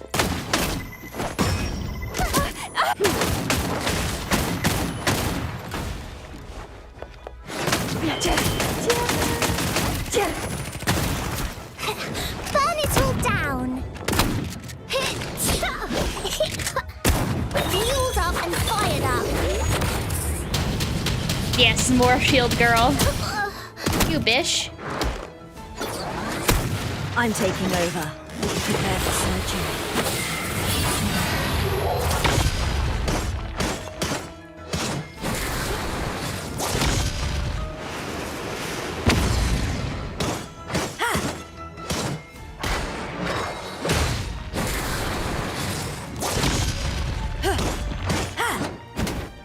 Not so challenging. Timing is everything.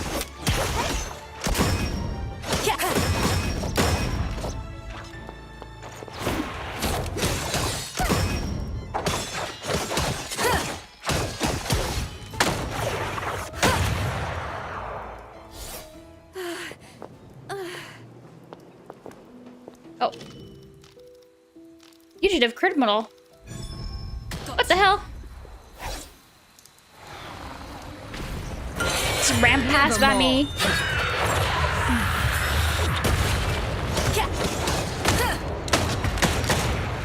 Time to wither.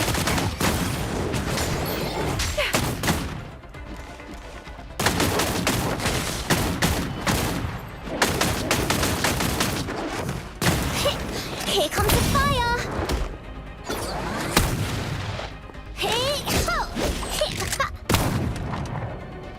Go and take a break. You want some emergency surgery?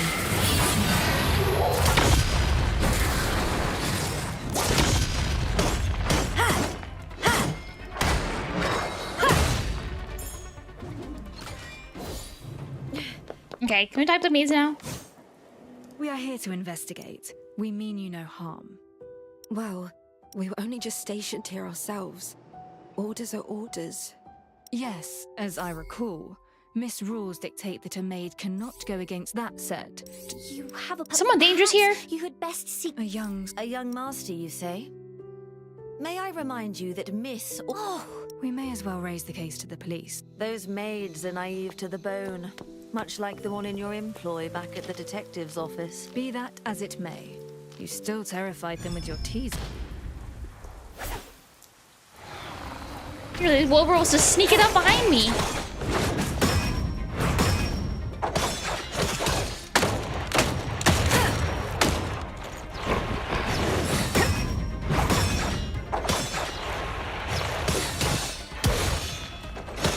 Poor little thing. Bloody thing.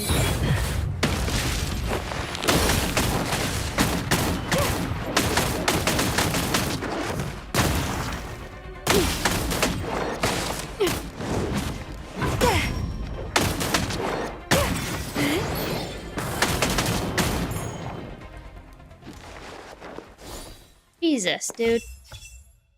I guess I'll clean my remorse. Sure.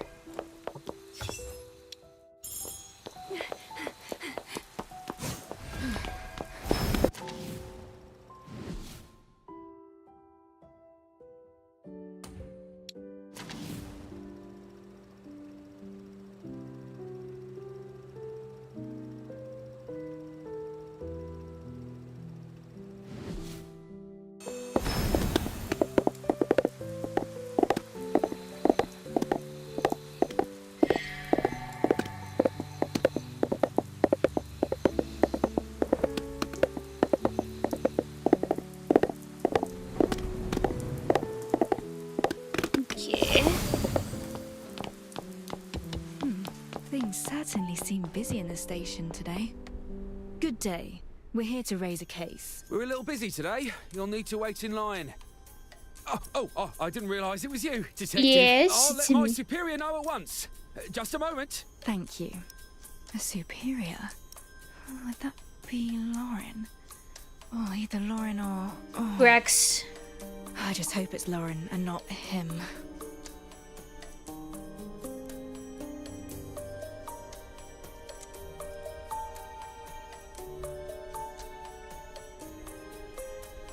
I've returned with my superior, Detective. Yes, it's me. Not who you hoped for. No. Oh. What rotten luck. Let me guess why you're here. It's about that Williams fellow, am I correct? Yes. How did you know? Then it seems we're both working the same case. Let us work together. You assume we're taking the same angle in our investigations. The cathedral grounds were broken into last night. Howard Williams's grave was damaged, his just interred body stolen, and still missing. Eyewitnesses noted 2 suspects.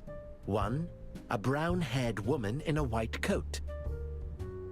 And the other, a silver-haired woman in silver and purple garb, wearing a distinctive top hat. Wait, the body is gone, yet Firtho took only an arm. Did somebody make off with the rest of his body? What do you two have to say about that? And remain silent is not gonna help us. I'm back. How's it been? Oh, it's going good. I'm not sure if we can continue the main story because it kind of just stopped after like a really huge like cliffhanger. So I'm kind of just doing side quest stuff, but we're helping out further with a case. So. Well, you know you're famous when people start dressing as you to commit their crimes. Quite the master play, I dare say. In fact, even primates have been found to imitate humans' clothing in some studies. Could well have been a monkey for all I know. Thinking back, Alf misplaced a load of washing not long ago. Perhaps this investigation could start from there. Do you hear yourself? What is this ridiculous display? All right. Fine. I'll come clean. Yes, we were digging up the grave last night, and even saw the corpse. However... Ah, is that an admission of guilt? Oh, okay. I advise you two to stay on your best behavior. Once we've all the evidence we need, we'll be coming for you. In the meantime, as you're the major suspects in this case, you'll receive no aid from us. And you are barred from the Cathedral of Illumination. Well... You can't be convinced. I see that now. But Rex, I advise you not to let anger cloud your judgment, and instead focus on the investigation itself, as is your duty as an officer of the law. Oh, I know my duties well. Don't you worry, suspect. Okay, Rex. That woman. We're out of luck. No police support, and now Howard's body has vanished entirely. As I told you yesterday, when I'm working, you do best to keep your distance. Regardless, I know Rex well enough to say that he'd never be keen on lending us a hand anyway. The police aren't going to investigate Howard's cause of death anytime soon. We'll need a different angle to continue this case. Miss Firtho? Miss Firtho, yes? I think someone's calling for you. Aye. It really is you. From the way you dress to how you hold yourself. Yes, you're just as the Baron described. Who might you be? A pleasure to meet you. I am Madeline, assistant to Baron Edgar. Edgar? I know that name. What brings you here? Do you have a case for us too? I am accompanying Baron Edgar to pay respects at the Williams estate. We were passing by just now when he saw you both arguing with that policeman. Hence, he stopped the carriage so I could see if it was really you. I believe your father, in his time, was quite close to Mr. Williams. Perhaps you would like to join us? Wonderful. Okay. The carriage is just over this way, if you please. Interesting. Baron Edgar, we have guests. Please, enter.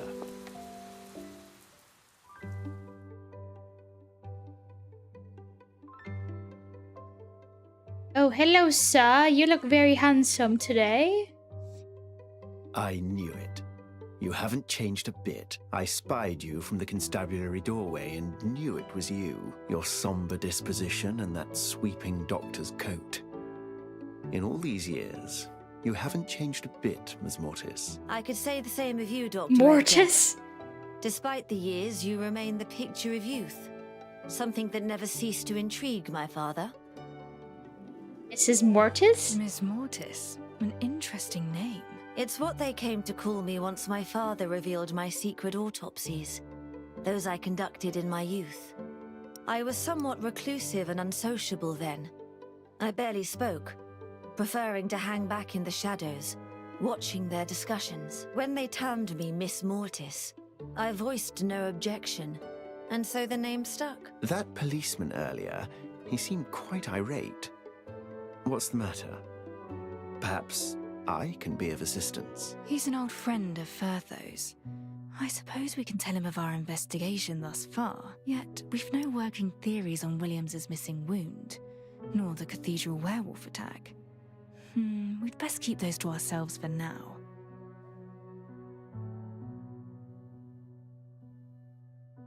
Given the peculiarities surrounding Mr. Williams's death, Firtho and I wish to investigate his residence. However, the manor staff refused us entry. Thus, we went to the constabulary in hopes of gaining police support. Instead, we find ourselves suspects. And, well, Rex has never been one to trust a lone detective. I should have known he'd refuse. A detective? So you're a detective investigating Howard's death, I take it. I have That's perused correct. many a work on criminology. Yet never before have I witnessed a true detective at work. What about you, Madeline? Have you met a detective before? What with the airship incident, I'd assume my face would be known to almost everyone. Yet... Madeline and I are relics, mind you. We care naught for what goes on beyond our study, least of all what the papers print, so disregard our ignorance. But I'd be most pleased if you could work a little detective magic to humor us. I've another facet to my identity, aside from being a noble. Can you uncover it before we arrive, I wonder? So he's more than just a noble. Let's see then. Okay, we look at this handsome man here. The rims are crafted from gold and engraved with the words Royal Academy. An enamel iris necklace inlaid with small diamonds. Such jewelry is most popular among House Flora.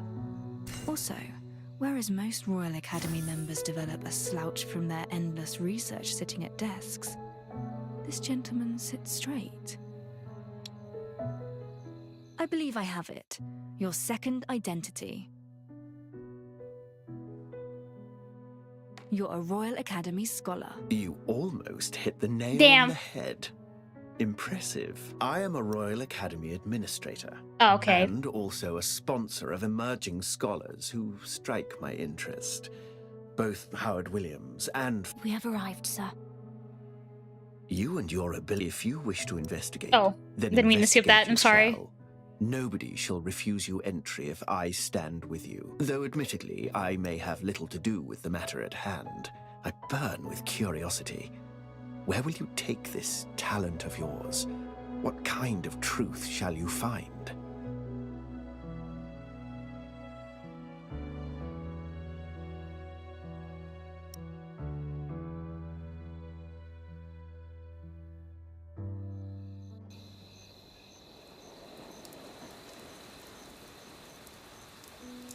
Okay. Looks like it's gonna load. May we gain entry this time then?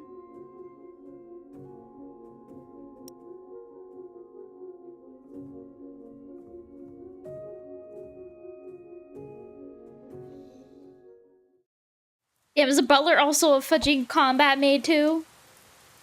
My god.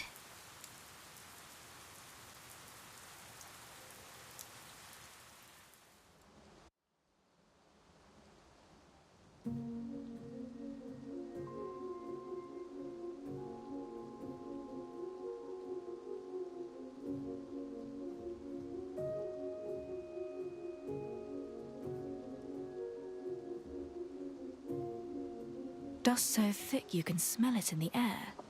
And the light in here is dim, unusually so. We should seek out the housekeepers and learn more about what happened on the day of Williams's passing, and learn what we can. Finally, you have returned, Miss Vertho. And who might this be then? Sydney, this is Detective and a friend of mine. We're here for an investigation into Howard's death. You two feel it too. That something is not quite right here. Well, ask away. I shan't hold back a thing. You also had your suspicions? It sounds like you're also unconvinced by the supposed cause of death. I feel something is amiss. Very much so. You see, only in his last 6 months did his health take a drastic turn for the worse. And moreover, the young master didn't seem very shaken. No, not shaken at all. Oh my, it's just like the stories, is it not? An ambitious prince seizing the throne by taking out his own father. Seizing the throne? I do tend to prattle on, but Master Williams was certainly acting odd in his final months. I wish to unveil the truth too, and find my peace. Ask what happened on the day of William's death. Walk us through what happened yesterday. It must have occurred in the afternoon. It was his custom as of late to retire to his room and conduct research following breakfast. He would insist upon not being disturbed, so we all attended to other duties once the washing up was done. I am unsure whether anyone visited his chamber during that time, but around 3, I heard an awful scream coming from his room. Upon rushing over, I found the guard on duty standing outside. Annie. Annie? Presumably one of the 2 guard maids we met. He'd locked himself in, and it wasn't until the young master brought over a lockpick that we could gain entry. And when we did, Master Williams was lying on the floor, still as a statue. Okay. She heard a scream and rushed over to find his dead body. What then? Did you check him for any signs of life? The young sir tried to find a pulse, to no avail. He had me bring a sheet to cover his father, and instructed that we prepare for a swift funeral. The ceremony took place not long after, and we buried him in the family plot behind the cathedral. They found the body around 3 in the afternoon, and took it to the cathedral soon after. It would have been around evening, 6 or 7, by the end of the funeral rites. Before long, Vertho and I would have arrived at the grave. The timeline aligns. It could be true. Well, that is how it transpired. Have you anything else to ask of me? Yes, of course. I was wondering. About the letter you sent to Fur, though. I found your letter to Vertho in her clinic. What was that about, if I may ask? That explains how you found me then. You must consider us close friends indeed, to happily dig through my personal letters. Are we not? Besides, I saw it merely as a clue in the search for my dear missing friend, not a private letter. You two are close, I can tell. In truth, it was Madam Williams who was concerned for Master's liver issues. He seemed all right under Vertho's care, but quickly began to worsen once he started refusing her checkups. Growing drowsier and weaker each day, Madam felt he was burying himself in his studies, not eating properly, and thus exacerbating his condition. Nothing she said could convince him, And so I reached out to you, Furtho, as the daughter of his old friend. I hoped perhaps he'd soften upon seeing you and listen. Never could I have imagined that he'd pass before your arrival. Who still remains in the manor? Can you tell me who still remains in the manor? Let me see. With Master gone, that leaves the young Master Boris, Madame Maria, myself, Jekyll, Grant, and 2 guardmates. I hear that the estate employed many more servants in the past, when Master's coffers were fuller. At present, though, I attend to Madame Maria, while almost all other estate affairs are handled by the butler, Jekyll. I believe he may have some of the answers you seek. Okay, sir. You mentioned a Madame Maria. Where might she be? I did not see her in the lobby. Madame will be resting in her chamber. Master's passing was a heavy blow for her. She's been sleeping for hours and hours. If you have any questions for her, then please, ask me. I am always by her side, and know her affairs like they are my own. Very Sleeping. well. Take good care of her, Sydney. Was Williams hurt recently? Did Williams recently suffer any injuries that you can recall? No. How could he have been injured? He would spend his days in his study. I noticed a cut and purpling of the skin on his arm upon my arrival yesterday. Was it not apparent when you checked for any signs of life? No. I'm sorry. Boris would not allow anyone near his body, and I do not recall seeing any such wound. I believe we've a general idea of the events that transpired now. Boris's behavior warrants suspicion, indeed. From what we've heard, it does sound like he'd succumbed to his illness. Yet, I feel things have only grown stranger since we stepped into this manor. Let us continue asking around.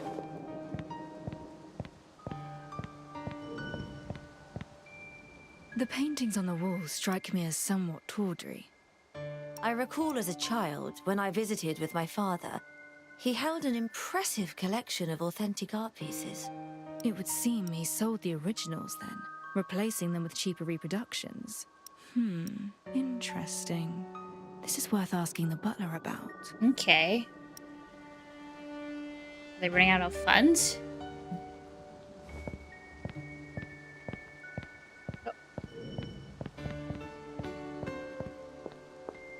It's awfully dim in this lobby, don't you think?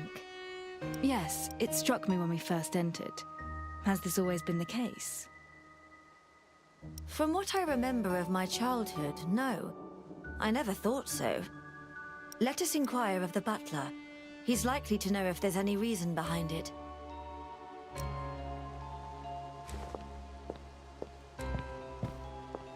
Okay, anything else? Oh, there's something here. What's this? What's this? A locket pendant with a photo of a woman. Dropped accidentally, perhaps. But by whom? Perhaps someone knows something. Okay.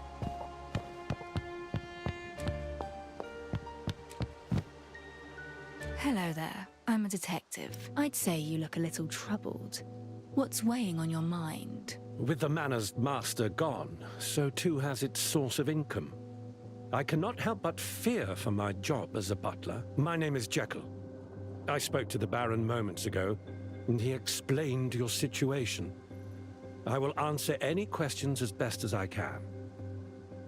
Oh, my lord in heaven. Okay. What were you doing on the day that Williams died? Following breakfast, I accompanied Master to his room to discuss research matters. As it happened, Grant and I were tasked with procuring supplies that day. Hence, we were outside from midday into the afternoon. Supplies? Then how many of you were there? 3 of us. Myself, the servant boy, Grant, and one of the guard maids, Hannah. If you wish, I can provide a duty roster. The manor workforce has thinned considerably, so we've been scheduling our work for some time now. Where did you go to procure these supplies? We split up. I headed to the Quadric Emporium for spare garments, Grant to Willie's Teas and Coffees for coffee beans, and Hannah to the bakery for bread and the like. If Hannah's you're here. it would have been around 8 in the evening by the time we had all returned to the manor, and it was then that we learnt of Master William's passing. Oh, okay. I'd like to know more about Baron Edgar. He seems to hold some authority around here. Given that the Baron is an administrator of the Royal Academy, I believe it's reasonable to say that Master William saw him as a superior. Baron Edgar noticed his aptitude for all things medical and biological several years ago.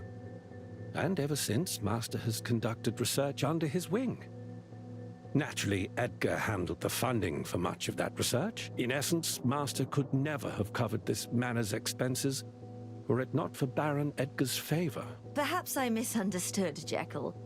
Surely these research funds were not spent on staff wages, a blatant violation of Academy practices. There was nothing else for it, Doctor. The Baron became aware of it long ago, and in fact, Master took the initiative in confessing, yes. It was around then that he had Master cut him his own set of manor keys, so that the Baron could check up on research progress at his convenience. Keys? Keys to the manor, including keys to the bedroom in which Williams was found dead. Oh, that reminds me. Baron Edgar and Williams aside, who else possesses such a set of keys? Keys to the front door in the master bedroom, you mean? Well, aside from them, I have a spare front door key on my person. Boris used to have a set of keys, but Master had them confiscated, as the young Master's behavior grew erratic. That would explain why Boris resorted to using a lockpick when opening his father's door. It's likely he still has further methods of gaining entry, however.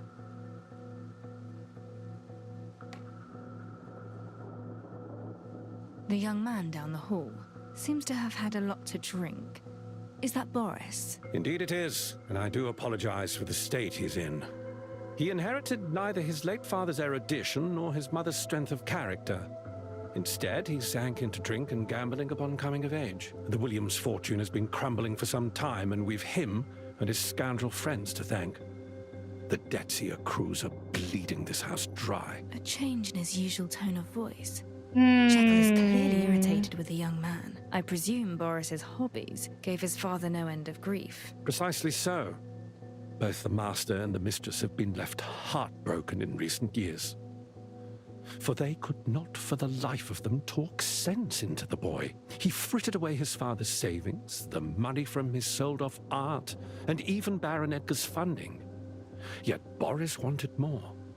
He slithered into his father's room to try and pilfer his medicines. He tried to steal and sell Howard's medicines. And did Howard catch him? Oh, he caught the child all right. Barred him from entering again, too. Instead of repentance, the young Boris, he stated, "It does not matter. Once you're dead, what's yours will be mine." He said that. Sydney's theory that he wished harm upon his father makes much more sense now.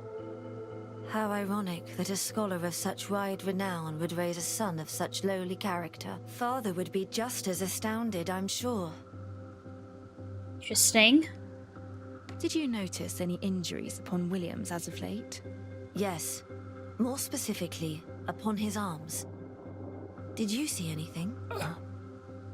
Not as I recall. No. I mean, he very rarely left the house, much less took part in any danger. Why do you ask? We're just considering various possibilities. I think we've learned much. Okay, that wasn't much. The lights in this manor seem remarkably dim as compared to those in other estates. Or is it just me? No, you're quite right. They were altered on Master's request, for he'd grown increasingly sensitive to light over the last half year, unable to stand even average lamplight. Okay, interesting. Did he have any other unusual symptoms? Several dietary issues, or preferences, rather. He ate less and less, preferred his steaks rarer, and most other foods turned his stomach. An aversion to light, a new liking for raw meat, and Royal Academy research. No, surely not. Vampire? They're markedly different to his original symptoms. It would appear that he contracted some rare condition.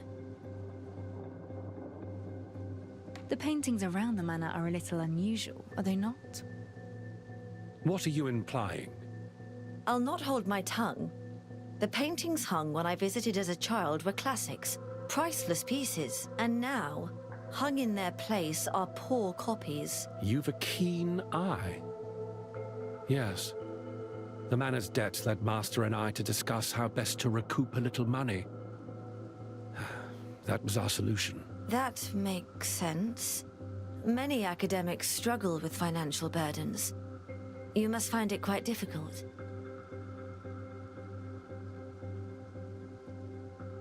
Okay. I've heard that Williams, as an established scholar, was affiliated with the Royal Academy. Could you enlighten me as to the focus of his research?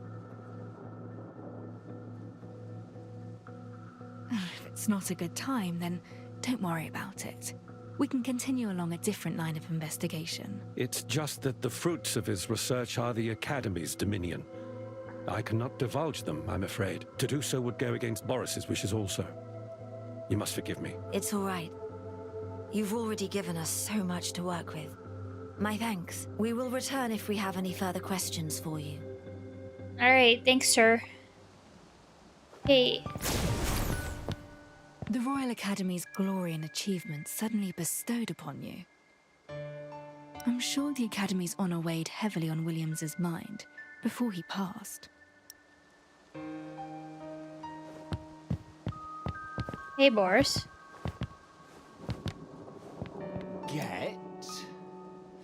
Get out! I said get out! Get out of my house! That drunkard is blocking the way. I've no means to access Williams's room for now. I'll investigate elsewhere first, and hope he shakes off this drunken stupor. Jesus Christ, dude. Oh, hello? And once that detective comes to question us, we can... Oh! Hi. My ears are burning. What are you conspiring about, I wonder? Nothing. No conspiring going on here. I wouldn't dare. My name's Grant. I never step a toe out of line. You can ask them. Honestly, it's just my first time seeing a detective in the flesh. I was working up the courage to ask about your escapades. Your conspiracy can wait until I've finished my investigation, you little rascal. Oh, shut him down. What were you doing on the day that Williams died? I heard it out. Oh, and Hannah. Hannah did too. You can ask Jekyll Hannah? if you don't believe me. It's the truth. Calm yourself. I'm just asking some basic questions. Where did you go then? To Willie's Teas and Coffees. I was buying coffee beans. Hannah went to the bakery for bread, I think. Yes. Well, in any case, we weren't even here. And we didn't murder anyone. Jekyll will back us up. I'm just trying to understand the basics, and yet he's treating this like some interrogation. All right. Why don't you tell me a little of the master of this manor? William. Huh? Oh, I see. Yes, you're thinking children are naive and pure. What? They'd never lie. That's it. What's wrong with this kid? Wrong. I'm singling you out due to your bubbly demeanor. You don't seem affected by Williams's death in the slightest. I suppose you're not wrong, Detective. The thing is, another will take his place as master of the manor. He was a fine fellow, though. Boris? Skimp by the end, but always making sure we staff had enough to feed and clothe ourselves. Up until a few months ago, that is. I feared he'd forgotten all about me. About us. Locked himself in his room all day, only letting Jekyll inside. Jekyll helped him with his experiments and research, did he? Master Williams was low on funds, as I said. He couldn't afford an assistant, so he tasked his butler with the job instead. Well, I believe that's all I have to say on Master Williams. I suppose I'll be off to find another master over the next few days. Was Williams hurt recently? Did you notice any physical injuries of his? On his arms or hands, perhaps? I wouldn't know about all that. We were hardly close, you see. Jekyll might know. I'd say he didn't have a scratch, though. Not like there's anything that could wound him in that room. What was with the stare you gave me earlier? Do you know something about this pendant? I certainly do. It's Jekyll's pendant, you see. And that's Madame Maria's photo inside it. Are you following, eh? Do you see now? Oh, how the plot thickens. You're suggesting there are illicit relations between Maria and the butler? I don't believe Madame holds any feelings for Jekyll, no. But he's long had a soft spot for her. Now that I'm sure of. Wow, that's interesting. Actually, were she to reciprocate, I dare say it wouldn't be so illicit after all. Master's dead and she's free. The world is at her fingertips now. If that were the case, Jekyll would likely be in a much jollier mood. Well, that's precisely it. She hasn't returned his feelings yet. If she went along with it, there would be no issue at all. Was Williams ever aware of this dynamic between them? I'd bet a year's wages that he never knew a thing. I actually hinted sometimes rather obviously at the matter. He never caught my gist, though. I was right to call you a rascal, you little stirrer. I can't rule out the possibility that Jekyll murdered Williams to get closer to Maria. Even that's... He doesn't seem the type. Not at all. One last question. How old are you anyway? Are you even of legal working age? I'm over 30, I'll have you know. Just What? a little vertically challenged is all. No way. I jest. Children in the workplace are common in modern society, Detective. I thought you knew. I hadn't thought it common in Sylvernia. No. I suppose things have changed. You needn't worry about me, Detective. I'm fine. I shall let you continue investigating onward. But if you see a job opening, put in a good word for me. Okay, whatever you say, kid. Are you still there? You fudger. I'm gonna push this kid as a man aside. Good day, sir. We are here to investigate the circumstances of Mr. Williams's passing. Mind if we enter? Get off.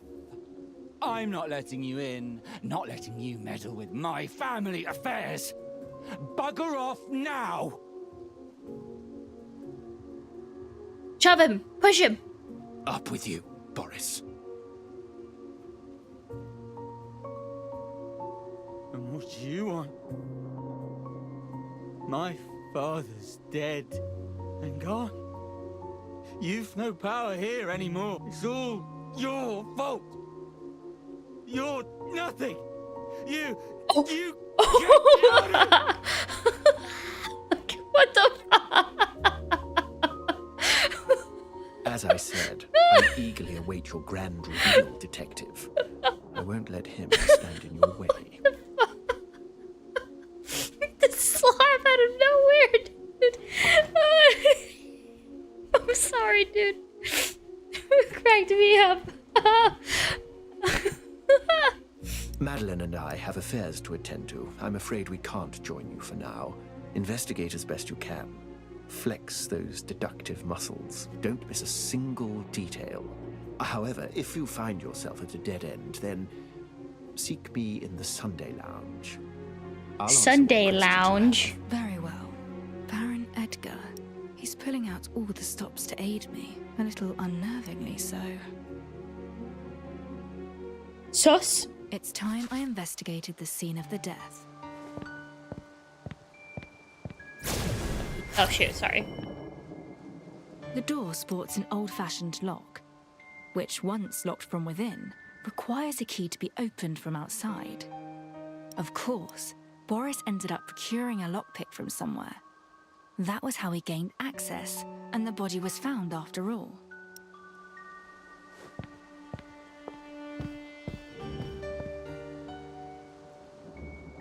What's in here? A slender blade, blackened by flame. The handle suggests to me that it's a common letter opener. Wait, is this a button, maybe? A number of metal clasps and buckles remain in the ashes, likely from different items of clothing. What are they doing in the fireplace? Torn fibers can be seen amid the ashes. Those not burnt to cinders feel woolen to the touch. I've a firm conclusion. A heap of clothing was cast into the hearth along with that letter opener. And not long ago either. They wished to burn it all. Whoever did so is likely the culprit behind all this. If there is a culprit. They're covering their tracks by destroying evidence. In any case, what this lead odd. The closet is empty. It would appear the servants have yet to sort through the late master's possessions. And yet, the closet has been cleared out. On closer inspection, I see several marks upon the inside. It's too dark to see clearly, however. That's a fair sight better. Long, thin marks, all irregular in placement. As if something was forcibly unstuck from the closet's interior. I shall keep it in mind. Okay. A long men's coat. It may well be Williams's. The leather shoes set below smell familiar somehow. A sweet aroma, yet slightly bitter. I've smelt it before, but where? I'd best ask one of the maids. The clothing in the corner of the room. I see nothing out of the ordinary about it. Was the clothing present in the room when the body was first discovered? I noticed a peculiar smell, and feel it may be of relevance to the case. Why, yes, of course. Nobody's touched it, and anyway, Master's garments were washed almost every day. I can't see how they'd smell at all. The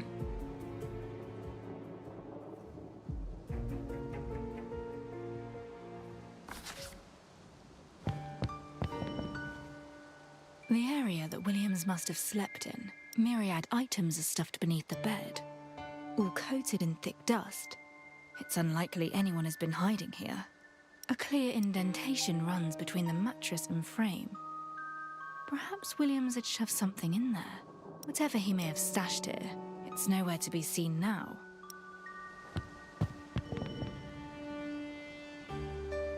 Williams's notebook. It's mostly full of scribblings. Like an empty syringe with water stains upon the needle. Yet not a drop of whatever it once held. Williams was a medical researcher, yes? Yes, but not one to administer medicine in his own bedroom. There isn't a counter or anywhere to do so. It's unlike him. Then it's potentially a syringe taken here from a laboratory. A roll of adhesive tape. A common stationery item. It's torn cleanly, sticky at the edge despite being exposed to the air. It was in use only recently. That's all the clues on the table. If nothing else, we can be sure of the fact that Williams and his son had a strained relationship, as Sydney suggested. Yet what purpose fake blood could serve in his research remains a mystery. I fear that forming a hypothesis at this stage will be nigh on impossible. Aha! Actually, Vertho, the gas you mentioned. Could it have been fake blood that fooled you? Ouch! What was that for? Such trickery may be enough to fool a layman, but it'd take far more than that to fool an expert such as I. I've looked over everything in the room now. Yes, it's time I return to see Vertho to organize what we have learned so far. Any breakthroughs to speak of, Detective? I have several working theories. Let us sort through our leads together. The maid, Sydney, stated that the deceased was last seen yesterday at breakfast, after which Williams retired to his chamber to conduct research. It's unclear if anybody entered the room after that. He remained within. At around 3 in the afternoon, a scream was heard coming from inside. Thus, Sydney and the others attempted to force entry, yet the door was locked from inside. Boris unlocked it with a lockpick, and Williams was found on the floor, not breathing. A scream as he suffered a heart attack and fell could be plausible, and yet, the young master's behavior warrants suspicion. He demanded a sheet be laid upon his father the very moment the death had been confirmed. Almost as if he wished to conceal something. Yes, various sources point to their relationship being strained at best. Williams feared his son wished him harm, and may have taken measures to protect himself.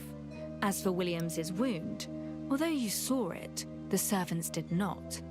The clues, unearthed from the fireplace ashes, and your account do suggest that it could have been inflicted by a letter opener though. All minor details in the scheme of things. If this is indeed a murder case, then one question remains. Which is? The killer's whereabouts? Where is our killer? You mean to say the The deceased returned inside following breakfast, locking the door from within. His body was found at 3, yet he was clearly alone in the room. As you suggest, the cause of death appears to be a heart attack, or an outside force impeding his breathing. If this was murder, then the killer would have had to be right by the victim, which begs the question, where were they when the door was opened? Perhaps they hid themselves within. That's the only possibility. And yet, this room offers few hiding places, and locking the door would have only bought the killer a little time. There are no signs of anyone hiding underneath the bed. The chimney is far too narrow to grant passage, and this is a windowless room, which only leaves... the closet. There, where I found the marks. I have a theory to test, but to avoid having to use the evidence itself, I'll need supplies from Sydney. Huh? Where are you going now? Up to do things. Don't worry further.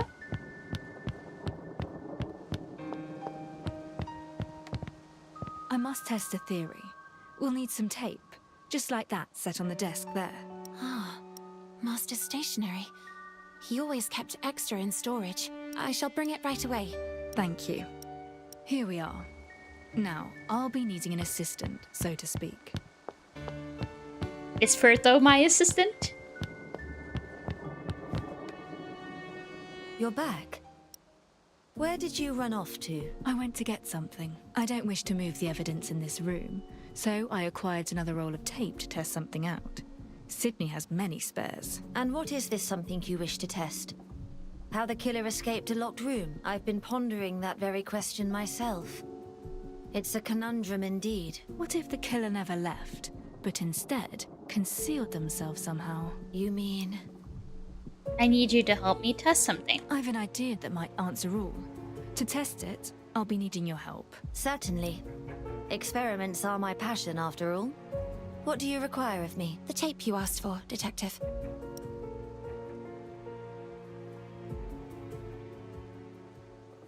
Interesting. Have Furtho sit in the closet.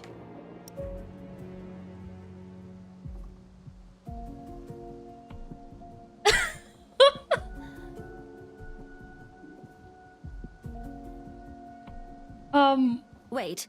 No, wait just a moment. Why must I sit here? What are you doing? You needn't worry. Just leave this to me. I'll be gentle, but this may cause some discomfort.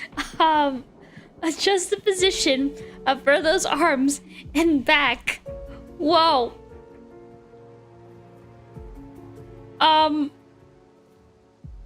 Wow. Oh, she's going right through the closet. It's by no means a large closet. The killer must be of small stature, or else they'd be far too cramped while hiding in here. To avoid their limbs shifting about and making noise, they tape them in place. It might suggest they're prone to slight involuntary movements. Wait! You're gonna touch position of ankles and knees.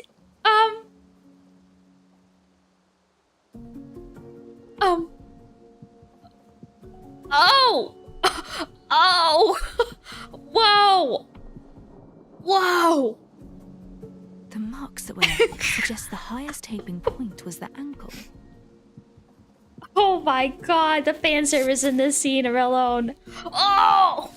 The middle to lower marks must have been left by taping their knees in place. From the length God! And the position the killer was in. Should I be watching this? this? Their shoulders in place too. Oh my god! That makes their position within this closet even clearer. I'm sorry, what the fudge is... Oh my god! Is this the same game? Holy... Oh my god! Holy smokes! Wow. Nice of you to zone back in and actually get me out, Detective. I thought you'd grown deaf. Apologies, Furtho. My mind was somewhere else. If oh you're yeah, considering whether the everybody's culprit mind is somewhere else concealed right now. themselves in the closet, I can confidently tell you that no normal person could maintain that position for very long. In fact, they'd probably end up choking themselves and croaking before Williams. But more importantly, you claimed we'd hold an experiment. That was nothing of the sort. You just took me and... Wait. Don't tell me you often conduct such experiments in your investigations, claiming it'll help crack the case. Whoa, whoa, whoa, why are you getting all, uppity now? No, not all that often. No. Not every case requires me to recreate the events of the crime to crack it. If the case demands, I don't hesitate. I only tied you up a little anyway. I'm certain Alf or anyone else wouldn't have had any issues with it. Well, Alf doesn't care because she doesn't know what's going on. Where are you going? I fear I've angered her somehow. Was I too rough just now, perhaps? Or was it my experiment itself? Maybe I shouldn't have sprung it on her like that. I don't know, man. Maybe she liked it. Oh, what are they still doing Fucking here? drunk. Seems the young master of the manor has sobered a little. Let's ask a few questions. Oh, I don't want to talk to this guy.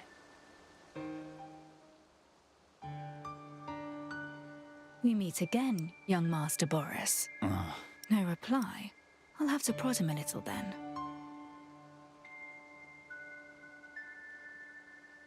Why the drinking, Boris? Is it because of the loss of your dear father? Whiskey? Hmm? Whiskey, brandy, rum. What's your poison? What? You and your father. You didn't get along too well, or so I hear. Won't cough up his money for me. Spends it on his nasty little experiments, he does. Oh, wait. He's dead now, so... Is he dead? Oh, he's gone in any case. Doesn't matter how he's gone. How much debt do you have? Tell me, how much debt have you built up? None of that matters. I've paid off my debts now. You have? With what exactly? Yeah. He's avoiding eye contact. From my investigations, I've learned he'd often take his father's funds to pay off his gambling debts. I need to ask about what happened yesterday. One last question, then you're free to go. It's about the scene of the crime. The crime? Well, what's he asking of me? He's flown into a panic. Relax. You were the first to see the body, correct? All I ask is that you describe the scene to me. I was asleep at the time, yes. Then a maid came running over saying something had happened in Father's room. They couldn't open the door, so I brought a lockpick. Then the door swung open and I smelled burning. Be the clothing burnt in the fireplace, as I suspected. I saw him there on the floor, dead as a doornail. Eyes rolled back in his head. The deceased's eyes are closed, a slight pain in his expression. The skin of his face, lips, ears, and the nail cuticles are purpled. There are signs that he bit his own tongue. Boris states Williams's eyes were rolled back, open. Quite different to when we found him. Go on, please. Aside from the eyes, what else caught your attention? All right, I'm thinking. His eyes had rolled back and his tongue was stuck out. There was blood on his lips. He was pale. Ghostly pale. Sent a shiver down my spine, it did. You didn't do anything to the body, merely placed a sheet over it and took it to the cathedral, correct? Yes. I put a sheet over. How did you know that? Boris didn't damage the body in any way. That means the injury is still unexplained. I'll need to verify this with another witness.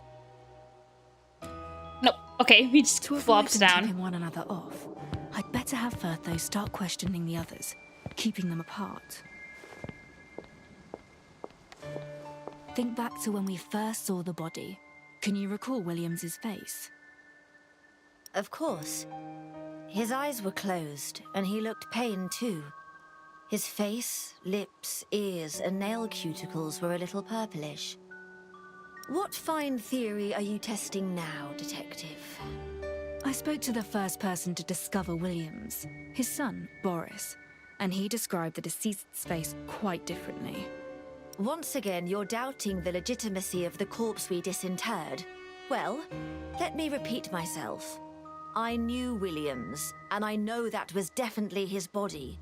Before you say anything, yes, I checked to ensure he has no identical twin, nor a secret heir that looks just like him. Look, I understand your frustration, but we cannot ignore these glaring discrepancies in his appearance. After Boris, the maids, Sydney and Annie, witnessed Williams's body. I need you to question one while I question the other to keep them separate. It's paramount that we do not let them hear each other's testimonies.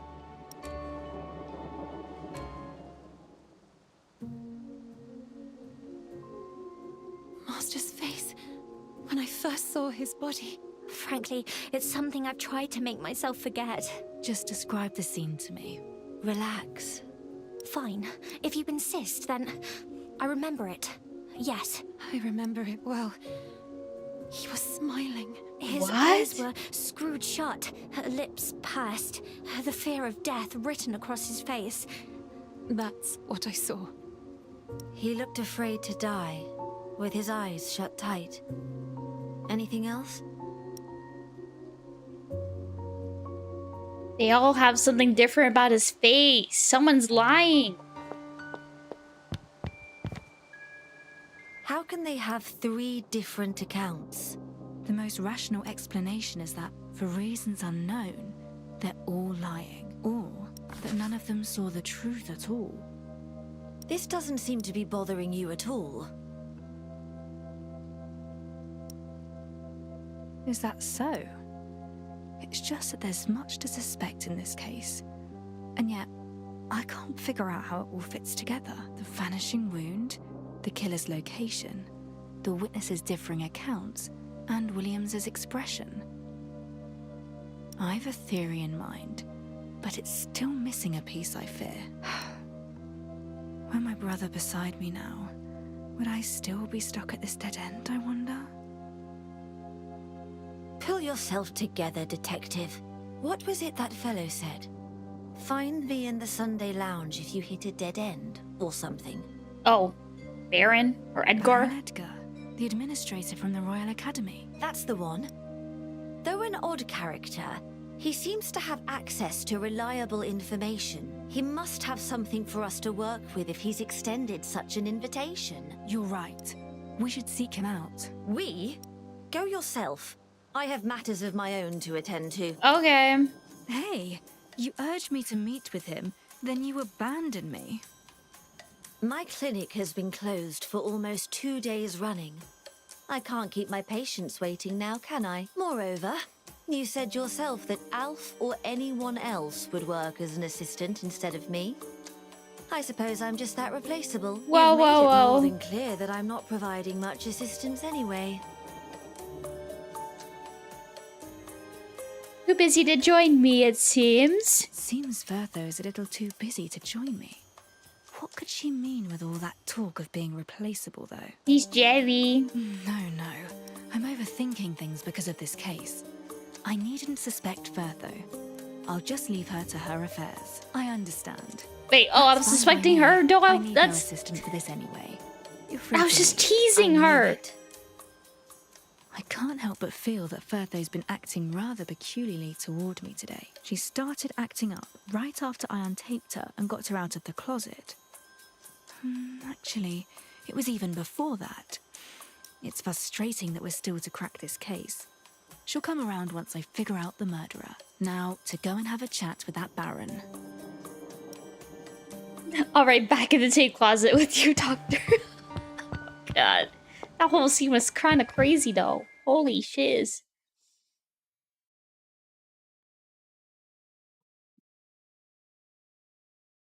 Definitely made some people crazy like I did. I was like, wow, I didn't expect them to do that. Right in front of my salad?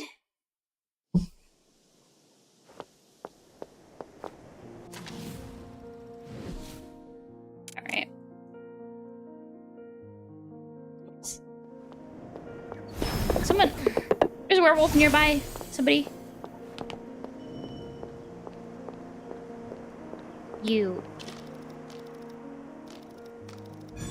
Got you.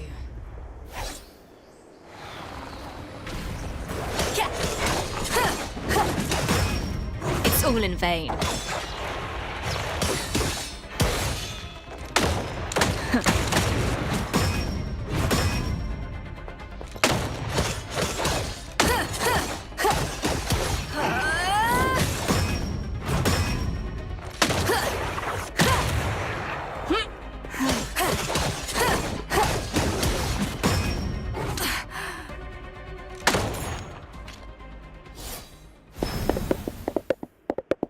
Oh, something like that.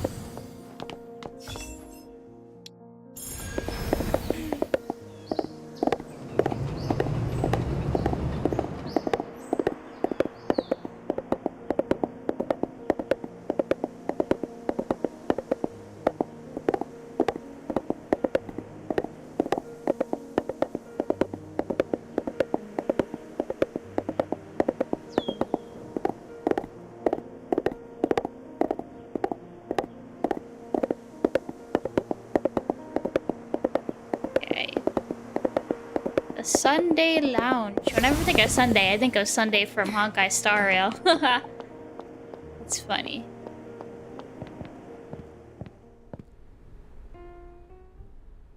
Drinking, Hello. you see, is a philosophy in and of itself. The history of spirits is intimately entwined with religions, races, and the unfolding of human history, while this bar's selection is modest at best. A gentler tipple suits a would-be connoisseur admirably. Baron, sir, your friend has arrived. My dear detective, come, sit. So you come here alone? Struggling to advance your case, perhaps? I've combed through the manor and have several theories, but no way to prove any. I assume you've information that I do not. I'd appreciate it if you shared what you know. All in good time. I'm intrigued to hear what these theories of yours might be. And besides, taking a seat without having a drink is a little uncouth, my friend. I see. The missing killer, a self-healing wound, and the matter of the contrasting testimonies, too. None of this seems a surprise to you. Are you familiar with how alcohol was first found? Storage solutions were limited in ancient times. Hence, we'd store grain harvests in simple shacks. If the sun, wind, and rain weathered that grain in just the right way for just long enough, it would begin to change. The paths of fate aligned, and it yielded a most tantalizing drink. You're putting a lot, dude. The tale of Howard Williams is similar, in a way. His research led him down a path. His fate hit a fork in the road, and he became... You mean... a vampire? Yes. The man who died in that room is no longer a man at all. He possessed power enough to heal even when his heart had stopped, to claw out of his own grave. Wait. I presume what? You've heard the rest already. Of his aversion to light, forcing the servants to dim every lantern in the manor. For, you see, he had become a vampire. If that's true, then... no. Wait, why would you know any of this? The Royal Academy's research into vampire creation was Williams's work. Research that you had him undertake. Strictly speaking, I merely provided suggestions, some aspects of Silvernian history that could be of use. Ideas which he then acted upon, like the concept of recreating certain life forms from the age of Queen Mary. Howard was thrilled to learn how lucrative that research could be. The Royal Academy is hard-pressed to intervene if a scholar finds he's passionate about a certain avenue of research. It's not our place, you see. Progress reports, approving funding and the like. That's our domain. You knew he was conducting research to turn himself into a vampire. Most perilous research. No research is entirely without peril, detective. A scholar must understand the danger when they set upon that path. As for his research to turn himself into a vampire, as you say, I believe he was quite successful. Don't you think this serves to answer your doubts surrounding the case? There is no culprit. For the only one who caused harm to Williams Was himself? was the man himself, and the servants' varying accounts would be due to Boris ordering them to hide the fact that his father was a vampire. For that research had filled him with the fear of death. Now, that vanishing wound. Such restorative capabilities are only to be expected in vampires. If you speak the truth, then where is Williams now? That I do not know. He likely crawled out from his grave and retired to some cave. That'd explain the missing corpse now, wouldn't it? Put like that, it does indeed solve my doubts on this case. And yet... Do not listen to him. Vertho, you're finished already. He's carrying his I needed arm. to conduct some tests. That's what you expect me to say, I presume? Well, yes. I'm finished with that, and I happen to be passing by. Here's the arm. All it took was a few short years for the Royal Academy to fall so low, to support such ridiculous research. Waltzing in with part of a corpse, eh? Very much your style, Ms. Mortis. So you know what this is. This is Howard's arm, or what I removed of it last night. The tissue decay places his time of death at around midday yesterday. According to you, he would have already completed his vampiric transformation by then. Would you like to explain why this tissue decay matches that of a human corpse, then? This restorative power you've claimed he possessed was by no means a localized phenomenon, I assume? You do love the sound of your own voice. Much like your father. Shoot down my points all you like. I am no scholar, after all. I've never associated with your academic discussions. But, dear detective, you still wish to learn the truth. Even if it challenges your assistant's judgment, don't you? Well, as fate handed man the gift of alcohol from grain, I shall hand you a key to unlock the answers. Head to the Research Academy's High Piers branch. There you shall find that which you seek. Okay.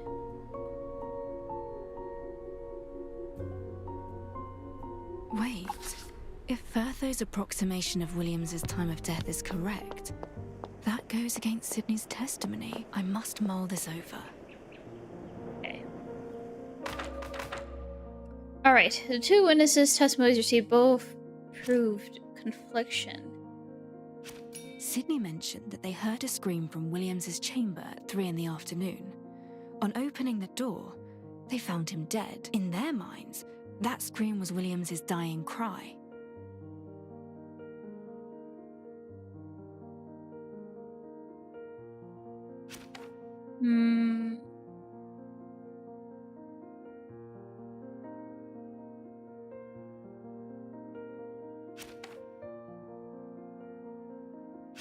Oh, for Vertho's those, sorry. test results conflict with Sydney's testimony. If both are true, then there must be some other reason for that scream.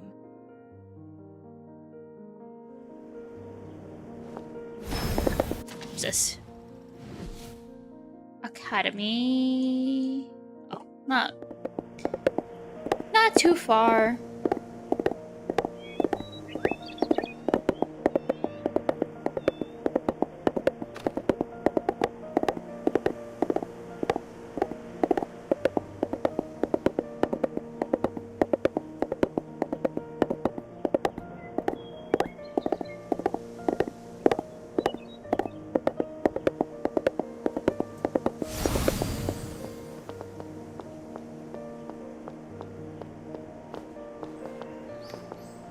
A new scholar around here, perhaps? Can't say I recognize you. No, I'm investigating a case. I was advised to visit. My contact gave me this key. This is Mr. Williams' key. I understand. I shall take you to his laboratory.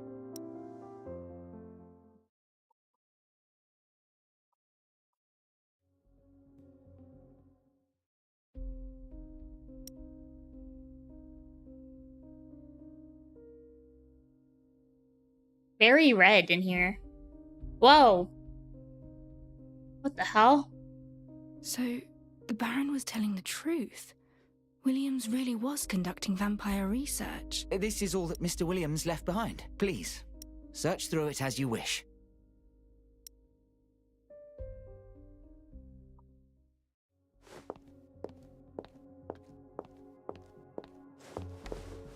Excuse me, do you know if anyone else has been through Williams's possessions over the last 2 days? Nobody has.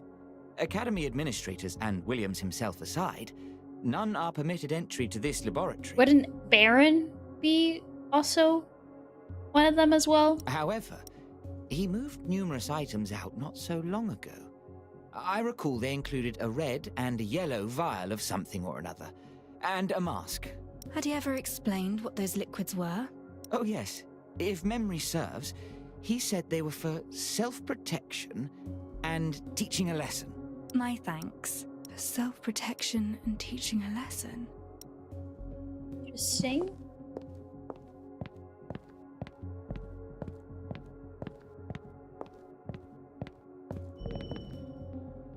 On first entering the room, one is greeted by those highly gaudy masks with elastic on the back to keep them on one's head. Are these actually of any relevance to his research? There are 7 spaces for masks on the stand. 1 remains empty. Because he took one mask with him, right? That's what it was? These writings are more detailed than those I perused at Williams's manor. They record all kinds of notes on the self-testing he did for his research. I believe these must have been written for the Baron. They're in a much neater hand. Indeed.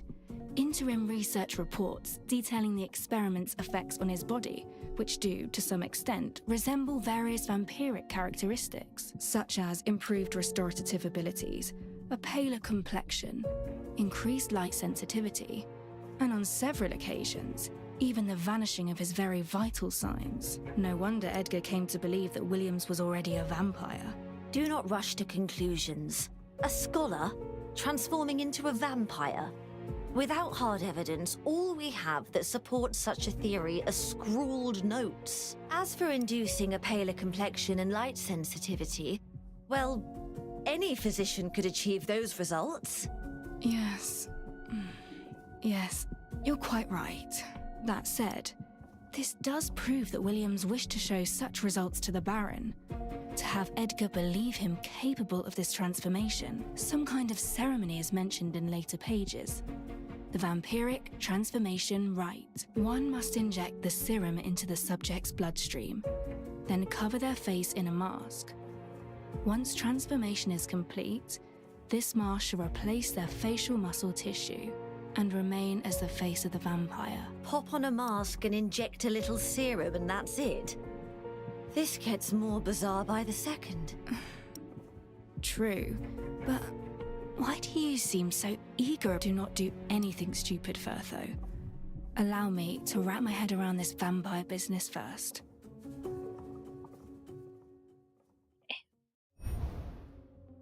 It's a case file containing a series of studies into vampire legends from throughout history. It appears they may once have existed in Sylvania after all. Williams wanted for their return. There are records of the transformation serum he prepared too. It's red in colour.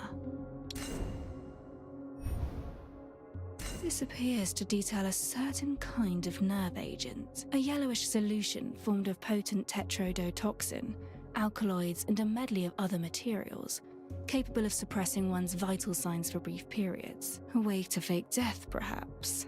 Oh, did he fake his death? Williams writes that objects can also be treated with the solution to endow them with its properties and effects. However, he doesn't add much more information than that. Then I fear it won't be of much referential value.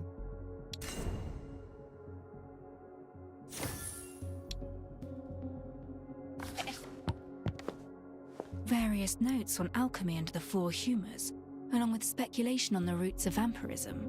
I see even Williams himself was skeptical about their existence.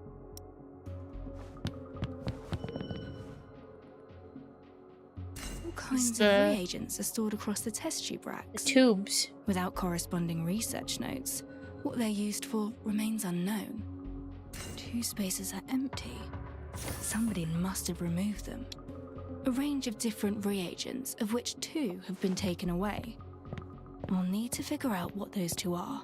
Wait, a mask is missing. It'd cover one's features entirely.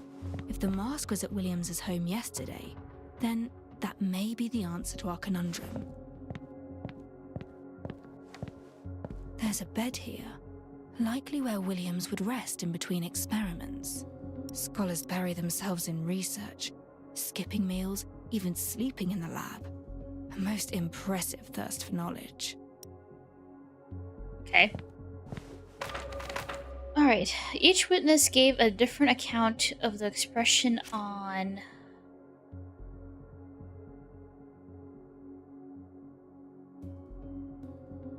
based by collecting accounts. While those questioned all lied, they didn't stick to the same story, almost as if they wished to hide something. Something that had prevented them from seeing the truth. Ownership of the keys? No. Keys. Oh no, the mask. Williams was wearing a mask when he was found, meaning that nobody saw his face. Boris was intent on sweeping anything vampire-related, including this bizarre mask, under the rug. And then he urged the others to hold their tongues, which would explain why their accounts all differ.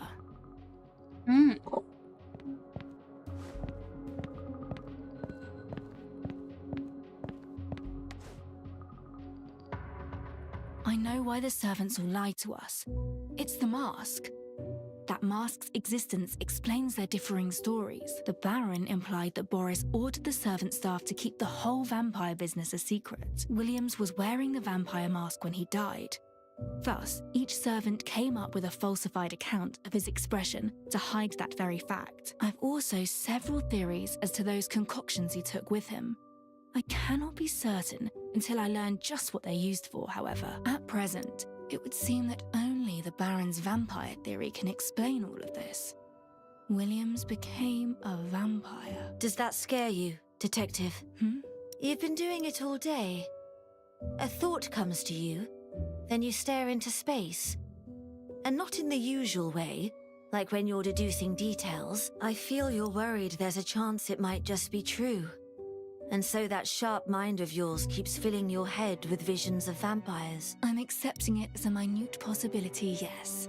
Such legends were rife during Queen Mary's reign, after all. I must say, though, your observation skills have made leaps and bounds, Vertho. I hadn't thought you'd be eyeing me so closely. I am a doctor. Thus a knack for observation is what my duty demands. Much like you in your detective work, and my work demands I keep a close eye on your condition. Just like your detective work demands you drag me into your crime scene recreations. You should see the logic in that, no? Or let me explain it another way. You're different. Special, I suppose. Hence I'll always want to keep my eye on you. Perhaps... Whoa, Doctor! You, I am also ever so slightly special. That's why you entrust me with certain matters you wouldn't ask of anyone else. Whoa! Of course you are. Oh my God. Course, you're anything but replaceable, and most special to me. Whoa! Is that so? Ever since you were a child, you've been quiet, yet thoughtful and considerate. A reliable sort. Never do you turn down my requests, not even if I turn up at your door with mangled remains pleading for you to test them. Any common doctor would turn me down at once. But not you. So I'm a special sort of doctor to you? That's what you're saying? Precisely. You sound so happy. Superior doctor, capable of things her contemporaries could never dream of. You may be withdrawn, and at times cold, yet you manage to keep a clear head when I cannot. I'd never be able to put my trust and faith in another doctor. Only you. Well, in any case, it seems you've searched through everything here. Which means it's my turn to step up. It is? To do what? This place is littered with medical and biological writings. They're bound to have information on this serum. I'll read through them tonight. So you rest the night at Williams Manor. But keep your eye on that young master. And the others, come to think of it. I shall see you in the early morning. Very well. Let's hope I don't get bitten by a vampire. Remember to rest. See you tomorrow.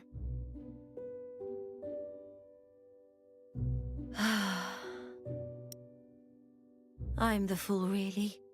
To raise such things with someone whose mind is all deduction and logic. I doubt she'll ever truly get it.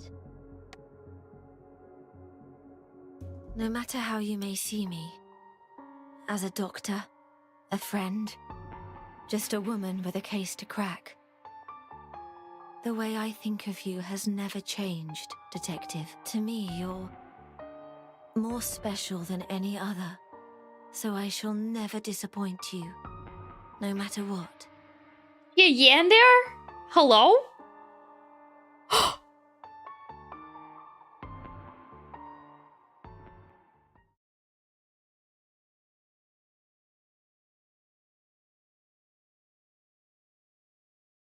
Oh. Okay. Was not expecting that to happen. I fell asleep on the sofa. Hey! Get a hold of yourself. What's that racket? I should go and see. What's going on?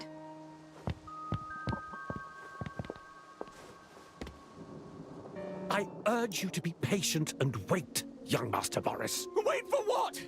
You've no right to keep me here! I've had it with this manor, this family, with all of you! You wait all you like, but I never want to see that thing return. That thing? That thing? You mean Master Williams, sir? You fear that his experiments were a success, and that he shall return for revenge. The Baron's order is clear, sir. Until the detective reaches a verdict, nobody is... What of him and his orders? Do you not fear that thing's return, or are you all mad? If you've any sense, you'll flee now with me. That old fool. He brought death upon himself, used every means available to become something, not man, not demon, but Mother was always too stupid to see it. And you're no butler, you're this Baron's lapdog. Sydney, don't you see? Won't you join me? We can sell off this manor and run as far as our legs will carry us. Enough. This thing, that thing. I've had enough of this ridiculous guessing game. I shall be bringing this case to an end today. Allaying your fears, clearing up rumors, and solving this mystery. Until then, I ask that you cease discussion of whether this was murder, suicide, or anything else, and that you stay in the manor. Jekyll, keep a tight rein on Boris. Do not allow him to spread panic. As for everyone else, I got his face going just crazy. mind your step to avoid damaging any evidence. Handled with poise, my dear detective. Well done. Do you have something to say to me? Oh, nothing in particular. I see Ms. Mortis is absent today. Busy elsewhere, is she? Miss Mortis? Firtho? Right. Firtho said she'd be here early. What's keeping her? Kinda dragged herself. I'll see where she's got to. Come to think of it, you're also a suspect. So if you've no pressing business, I ask that you remain in the manor too. As you wish. Okay. Firtho mentioned she'd pore over the research materials in Williams's lab. Perhaps she's still there. His board's looking like that. He's switching kind of crazy, dude. I was like, hey, Coda. How's it going? Have you tried Hood yet? With the new My Rivals patch?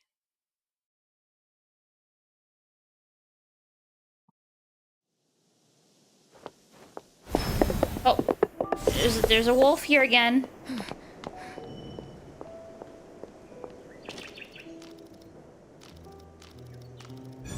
Got you. Reset the board.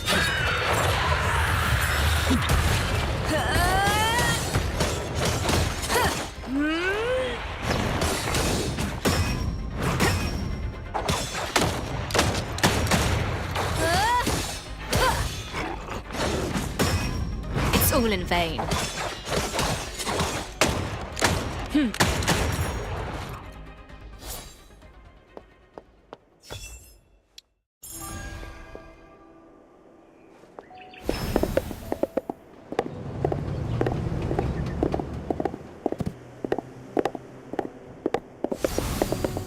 Here we are. A better hurry and find her. You okay? My doctor wife? It's fine in here. What? What? What's happened? Furtho?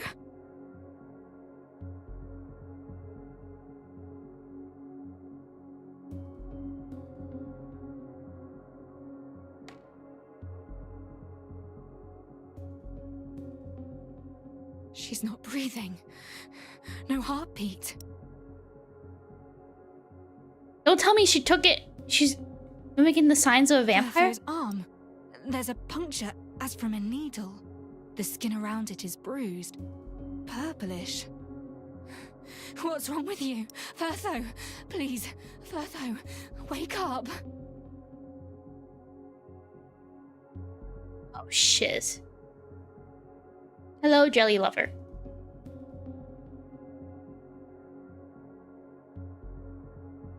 Oh! 4 hours, 6 minutes. I administered it at midnight and found myself losing consciousness at 2:40. I had all but slipped away by 3. My arm showed purplish bruising after being injected with the nerve agent. According to my measurements, I'd have been unable to wake myself for 4 hours, and my muscles remain weak after waking, sluggish. You're back, Furtho. You administered what exactly? What were you thinking? Howard Ciruam. Last night we found both the red and yellow concoctions that had been lost. There was no time to gauge the transformation serum and the nerve agent's effects, so I resorted to more basic measures. You injected yourself with the stuff.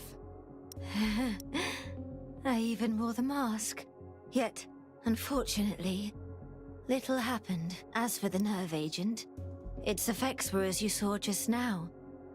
I appeared dead, did I not? You idiot. It doesn't matter how much we needed results. Why would you test it on yourself? A necessary means to solve the case, no? Oh, Furtho. Gaining an understanding of unknown medicines. One of a doctor's duties. It's my responsibility, if I'm to be a doctor worthy of working with Silvernia's greatest detective. Hooker close! Wow! Yuri! Oh my god! So much Yuri in this game if you choose a female MC, dude. Oh my god. What matters right now is the lead I just found. You remember it all, yes? The serum's effects, the procedure rights, what happened to me? Yes, I'll remember every detail. You've helped find the Now, final piece of this puzzle. Thank you, Furtho. You're welcome, Detective. Now go and close this case. I believe in you. Unveil the truth that bears itself to you.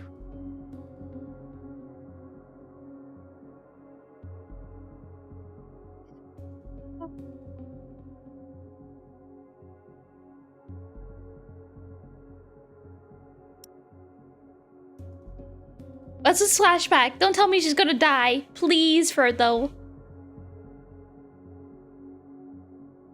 It's the first time in 3 years as your only assistant, Detective. Did I do well? I never imagined that Furtho would take such measures, all to help me with the case. She's I must gone? think back over all this one last time. The truth is almost within my grasp now. She's on the bed. Where'd she go? What the fudge?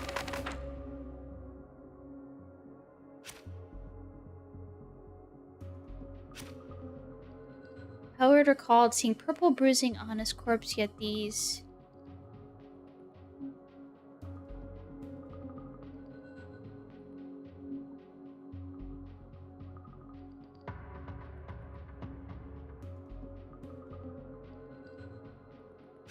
The nature of the wound indicates that Williams must have administered the nerve agent shortly before he was found, a means to fake death. No.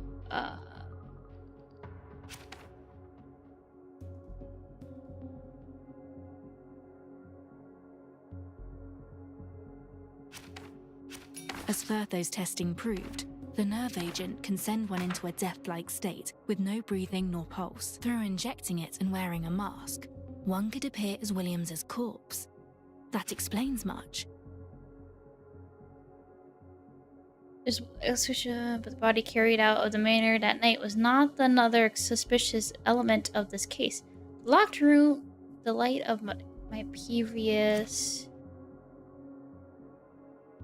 Their body? It may not have been Williams's body they found at all, but instead, that of the killer faking death. Williams's body must have been concealed elsewhere at the time. Force of interference? No. Ship? No. Right. No.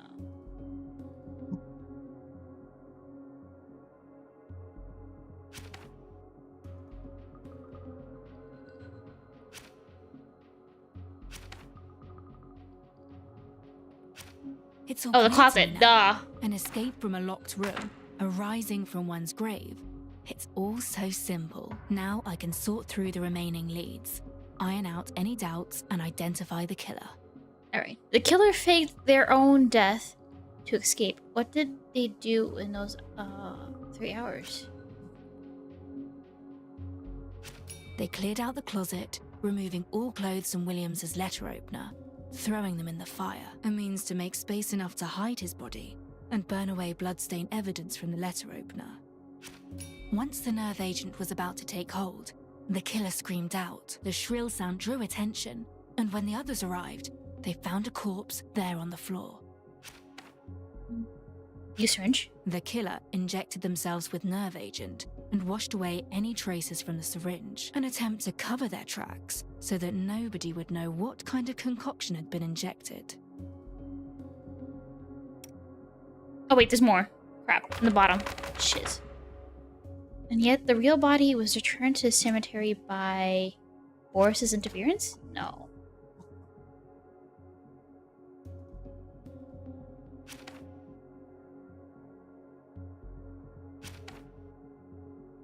Were they to regain the body, their only chance would have been while the others made their way back from the cathedral. Of the 3 absent from Williams's funeral, only one would be able to pass as him, for they were of a similar build. Jekyll, the butler, he killed Williams.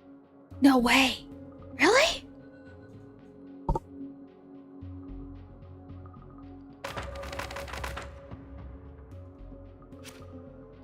Disclose discussions? Cronus, is your disclosure for the case claiming to be truth and make it public? I mean, there's no other... I see now. All has grown clear. I should make haste in returning to the manor. It is time everybody knew the truth.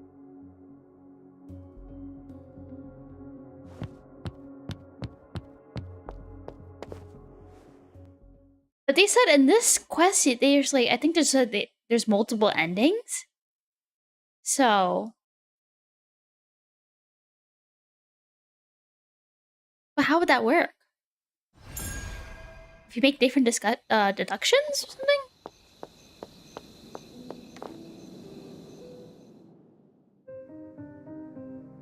No way, the Welcome, butler. one and all, to this unveiling of the truth. The truth behind our murder case begins with a carefully crafted illusion. With but a single, simple trick, the perpetrator deceived you all. A simple trick? Very much so. This mask, along with his disguise, including clothing and a serum. With these at his employ, he made you see him for something he was not. Thus, he managed to escape Williams's chamber, right under your noses. That fateful day when you barged through his door, you found not a victim, but a murderer. What do you have to say for yourself, Mr. Jekyll? What? But you... How could you? This can't be true.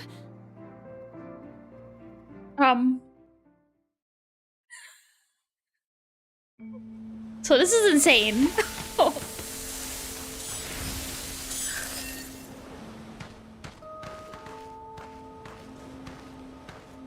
Let us think back to the day of the murder, Mr. Jekyll. You prepared the day's outing ahead of time, causing everyone to mistakenly believe you were out on business.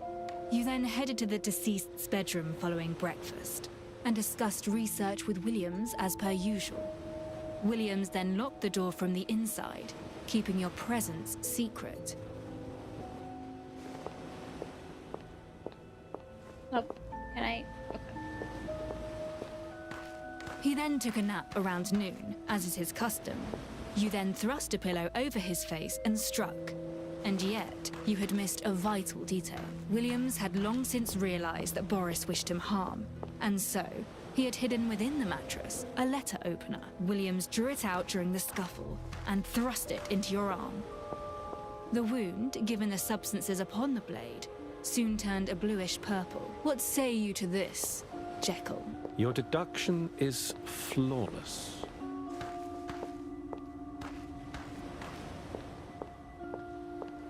Having aided Williams throughout his research, you were intimately familiar with the nerve agent and knew that it would take effect in 3 short hours. Following this, you traded clothes with Williams and taped his course into the closet, before tossing your clothes, those from the wardrobe, and the letter opener into the burning hearth.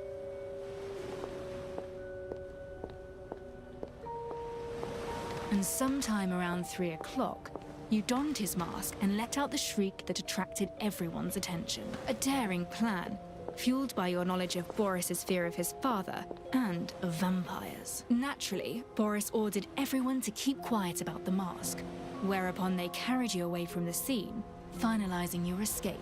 Come evening, you awoke in the grave and clawed yourself up through the soil. After which, you snuck back into the mansion, retrieved Williams's body, and put it in the coffin. And so, your masterful escape and substitution plan was complete. What? That's crazy.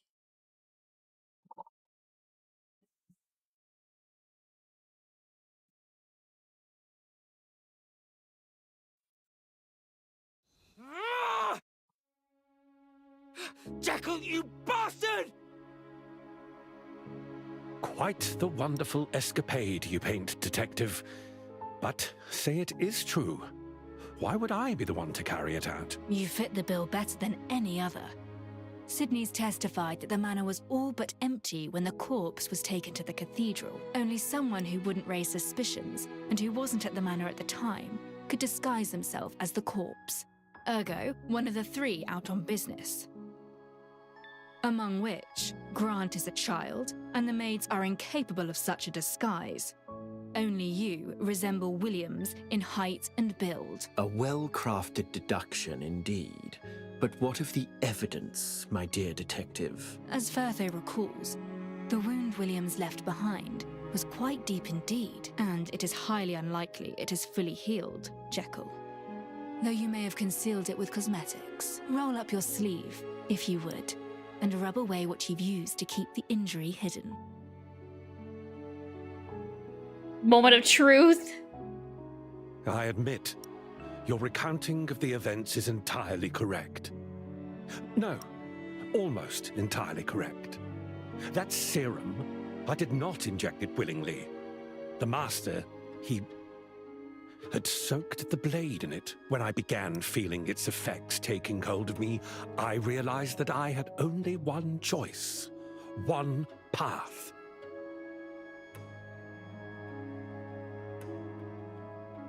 Detective, with Jekyll gone, what will become of this family? Everything will take a turn for the better now that the murderer has been found. As for young Master Boris... Oh, he's gonna go insane. I suggest you send him to a suitable medical establishment. His mind seems to have taken quite the beating.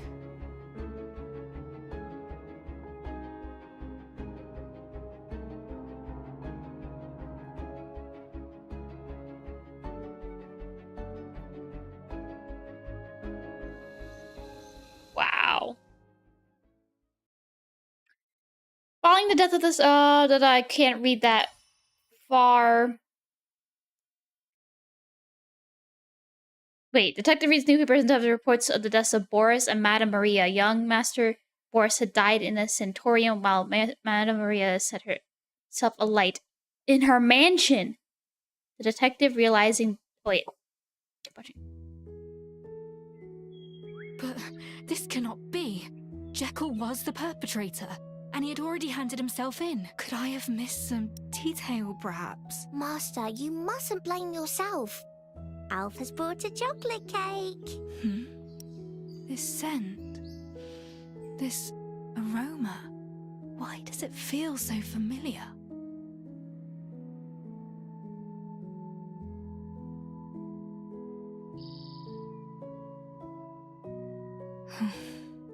Now it all makes sense. What?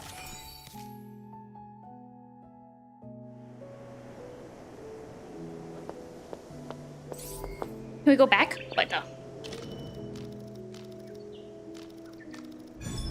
Got you. Goddamn werewolves all over the place.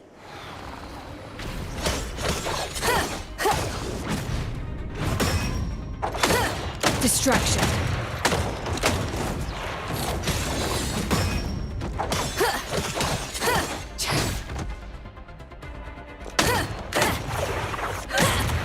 Time to wither.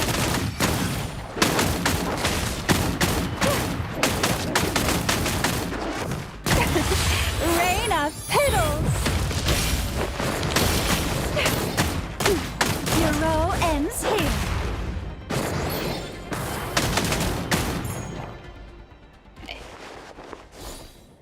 Alright. Damn, there's just more and more werewolves. Maybe I can go back there and do that quest again? Maybe I was missing something. Let's see. Wait, no. Evidence board.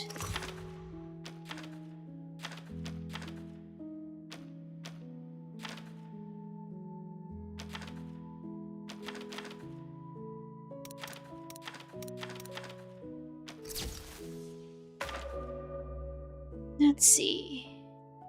Oh, 1 out of 3.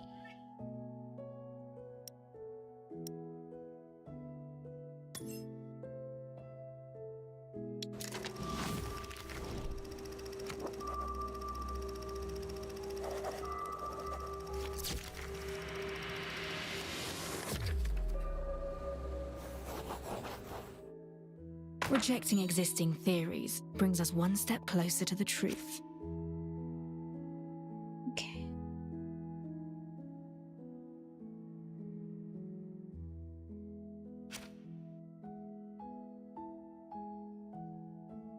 The nature of the wound indicates that Williams must have administered the nerve agent shortly before he was found, a means to fake death. As Firtho's testing proved, the nerve agent can send one into a death-like state with no breathing nor pulse. Through injecting it and wearing a mask, one could appear as Williams's corpse. That explains much.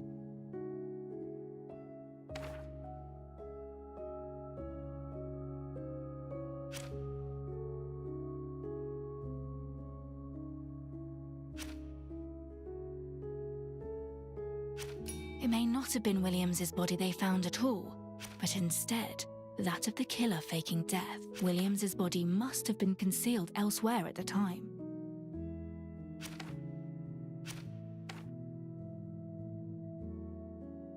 It's all clear to me now. An escape from a locked room, a rising from one's grave. It's all so simple. Now I can sort through the remaining leads, iron out any doubts, and identify the killer.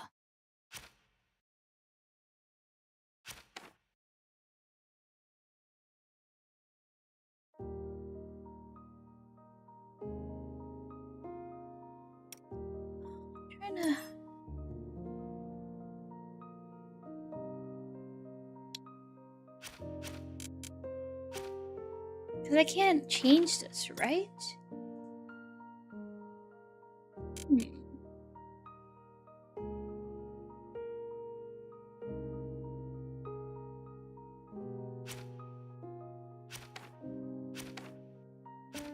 The killer injected themselves with... They cleared out the closet, removing all clothes from Williams's letter opener, throwing them in the fire, a means to make space enough to hide his body. Once the nerve agent was about to take hold, the killer screamed out. The shrill sound drew attention, and when the others arrived, they found a corpse there on the floor. No, wait. We've proven that the killer would have been too sluggish and weak from the death-faking serum to dig up the body. There's another player in this game, and I know how to prove who they are. I remember now. I remember what that smell was. Oh, here we go. The truth is beginning to draw into view. Another was involved, aside from Jekyll, who knew the death-faking serum's effects and was capable of gaining Jekyll's trust. Someone capable of entering the manor and retrieving the body, while Maria, Boris, and the others attended the funeral. Then this figure would have returned to the cathedral to awaken Jekyll. That rules out anyone who stayed for the funeral. And it must... I almost have it now. Aha! Jekyll injected himself with the specialized anesthetic to play the part of the body. However, the drug would have left him in a ruinous stupor, far too weak to move a body or escape the cemetery. No, someone else must have returned to Howard's bedchamber and retrieved the body hidden in the closet. Someone else must have woken up Jekyll from his death-like slumber and directed the werewolves to attack me and Alf at the cemetery at that night. The only person who could have accomplished all of this is the only person who saw the keys, Lord Edgar. The masquerade is over. Okay. We will see this ending. And so it all falls into place. A certain someone almost played me for a fool. I should head back to the estate and explain first. Then I shall make the necessary preparations.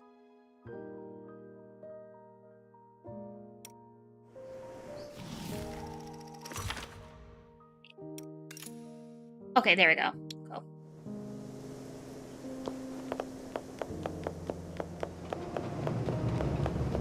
I was like, I knew that coffee thing had to do something with all this. Welcome, one and all, to this unveiling of the truth. The truth behind our murder case begins with a carefully crafted illusion. With but a single, simple trick, the perpetrator deceived you all. A simple trick? Very much so. This mask, along with his disguise, including clothing and a serum. With these at his employ, he made you see him for something he was not. Thus, he managed to escape Williams's chamber, right under your noses. That fateful day when you barged through his door, you found not a victim, but a murderer. What do you have to say for yourself, Mr. Jekyll? Wait, what? What? But you... How could you? Wait. Huh?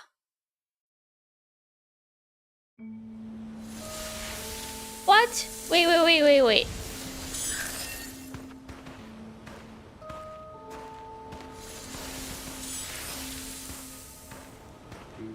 There's something more to this, maybe. I don't know. Or did I fudge it up? Let us think back to the day of the murder, Mr. Jekyll. You prepared the day's outing ahead of time, causing everyone to mistakenly believe you were out on business. You then headed to the deceased's bedroom following breakfast, and discussed research with Williams as per usual.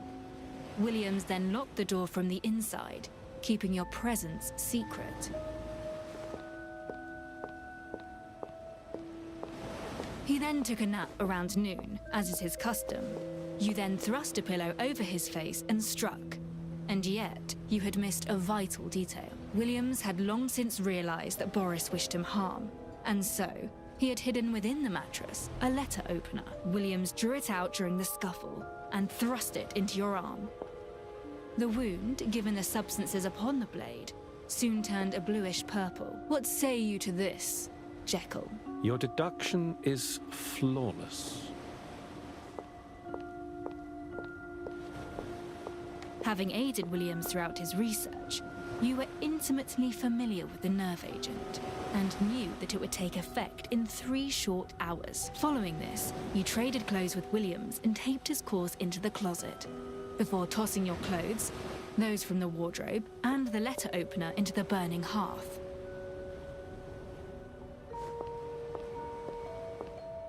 And sometime around 3 o'clock, you donned his mask and let out the shriek that attracted everyone's attention. A daring plan, fueled by your knowledge of Boris's fear of his father and of vampires. Naturally, Boris ordered everyone to keep quiet about the mask, whereupon they carried you away from the scene, finalizing your escape. Come evening, you awoke in the grave and clawed yourself up through the soil.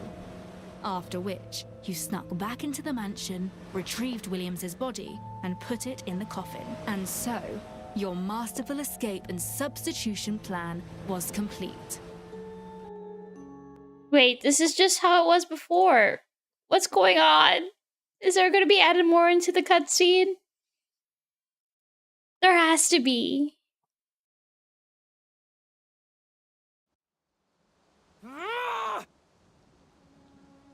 Jekyll, you bastard! Quite the wonderful escapade you paint, Detective. But say it is true. Why would I be the one to carry it out? You fit the bill better than any other. Sydney's testified that the manor was all but empty when the corpse was taken to the cathedral. Only someone who wouldn't raise suspicions, and who wasn't at the manor at the time, could disguise himself as the corpse. Ergo, one of the three out on business. Among which, Grant is a child, and the maids are incapable of— A well-crafted deduction. As Firtho recalls, the wound Williams— and it is highly roll up your sleeve. I admit. No, almost, when I began feeling its effects taking hold of me. What a marvelous performance. I must return to my study post-haste and put it on paper. Until next we meet, my dear detective. Oh wait, there's more? And now for step 2. To let my assistant know what preparations to make. She's likely still resting. I should ask Sydney to pass on a message for me. To think Jekyll would do such a thing. I suggest you send young Master Boris to a healthcare institute. Oh, naturally. Relay a message to Firtho at the Research Academy for me at this address. Tell her to come and see me at the detective's office once she's awake. Very well.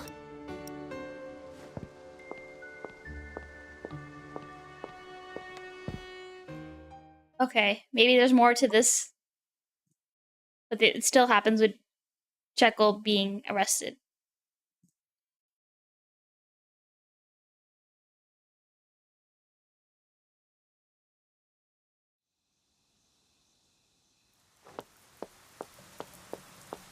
Where am I going? Oh, back to my office.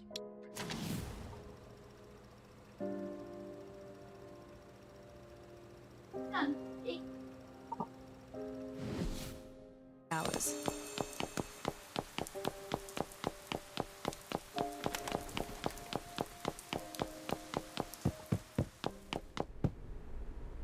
So, you have cracked the case, I take it? What else is there to do? Cracked it, yes. But I have a plan to carry out that requires your involvement. A plan to lure someone out, as it were.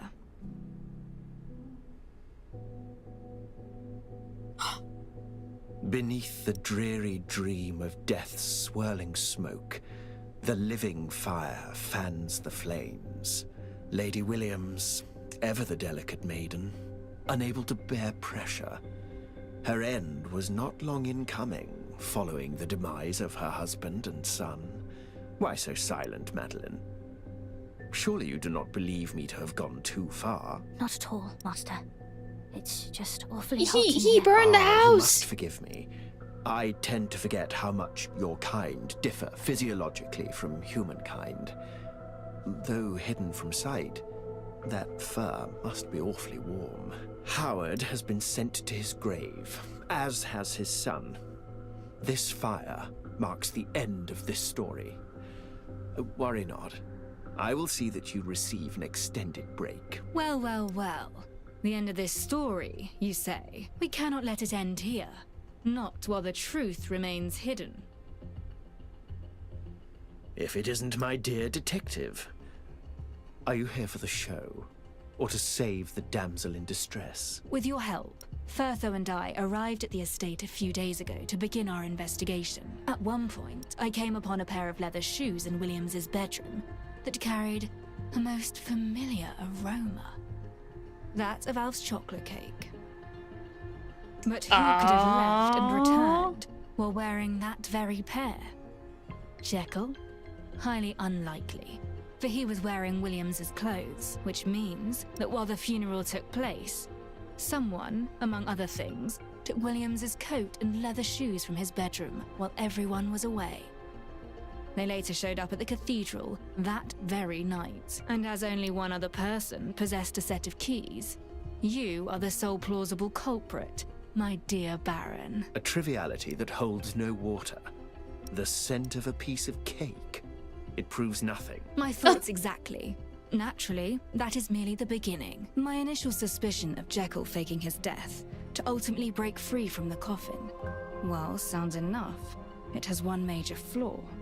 A flaw which Firtho revealed to me at great personal risk. Jekyll would be utterly incapable of crawling out of the coffin, not to mention returning to the mansion and retrieving the corpse after being subjected to the nerve agent. Allow me to tell this tale in its entirety, Baron. This tale of your sins, as it were. Oh, it's getting spicy. God, I love like criminal or like anything like with detective work and stuff, investigating. You and Jekyll devised this plan some days ago. He chose to become an accomplice, perhaps due to his infatuation with the madam, or due to you making one promise or another. As for why you would wish harm to Williams, well, that likely stems from his research into vampires. Everything went according to plan. In the afternoon, Boris transported Jekyll in the mask away, after which you entered Williams's room while the manor was empty. While there, you retrieved Williams's corpse, along with his coat and a pair of shoes. A disguise, a way for you to slip in and out unnoticed. Likely something you picked up during your perusal of criminology and the like. Okay. Boris and the others returned soon after you left, and when they opened the closet, it was empty as the grave. You then brought Williams's body to the cemetery and helped pour Jekyll out, before reclothing Williams and burying him for real.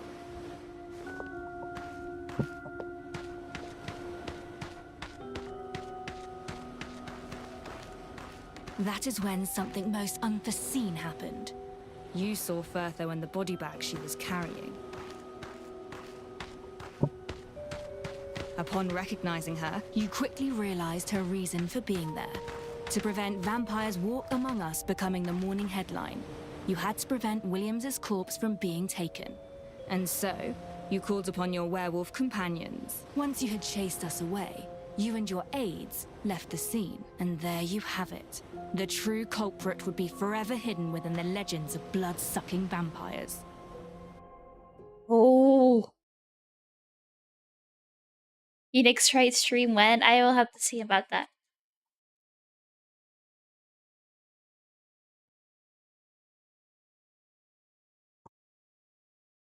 Soon, or maybe in the future, TM. Splendidly done, detective. I know now why they took such a liking to you. Alas, it's all too late. The truth matters little now. The blame has fallen onto Jekyll, and the young master died in that asylum. And before us, the madam herself burns as we speak. Your actions haven't changed a thing, and your pursuit of the truth? Fruitless. My dear Baron, you jest. You are not the only one who can play at disguises. You sent werewolves last night to assassinate poor young Master Boris. And yet, did you see his dead body with your own two eyes? I think not. Are you saying that you switched him out with a dead body? Impossible. Dullards they may well be, but you cannot fool a werewolf's nose. You could never acquire a corpse identical in both scent and looks at such short notice. But I could. Oh, Firtho. Mom? Oh.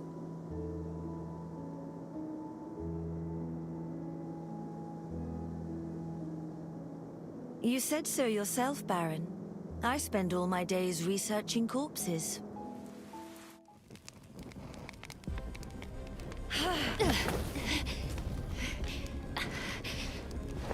Madeline! Oh, she's the werewolf.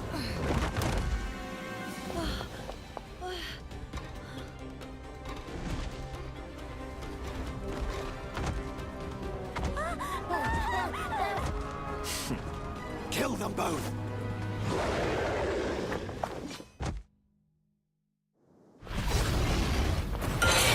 Nevermore.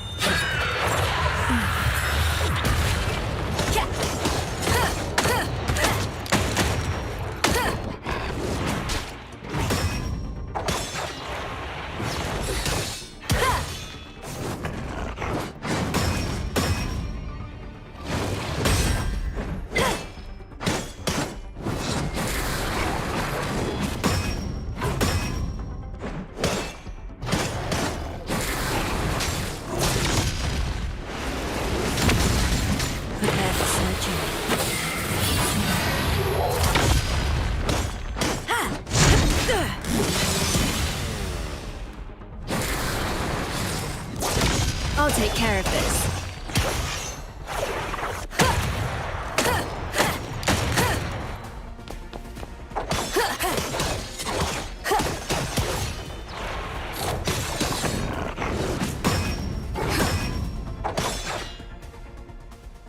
Goodbye, bish.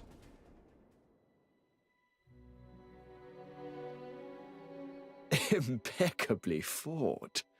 To think you are capable of besting even Madeline, an assistant I chose with the utmost care. It appears all that is left is for me to accept defeat, my dear detective. What else do you wish to know? Tell me why you did it. I believe I know why, but I want to hear you say it.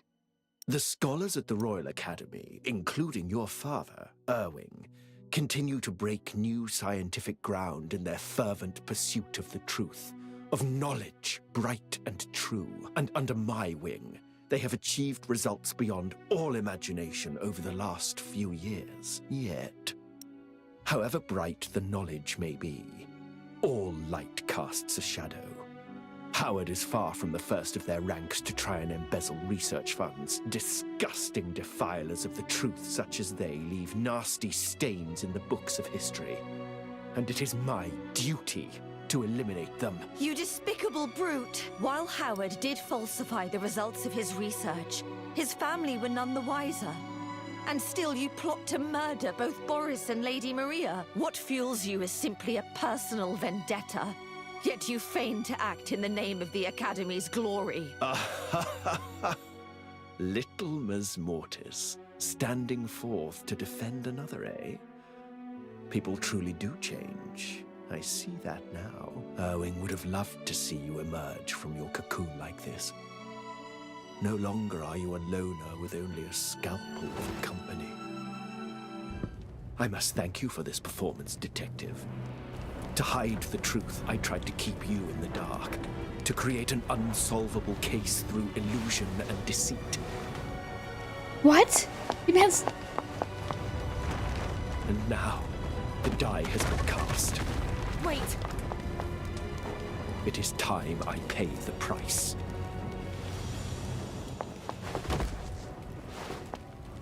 What?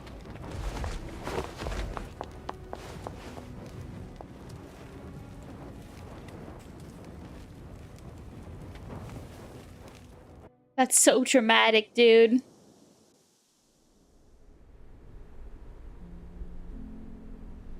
The office was left empty for a while without it.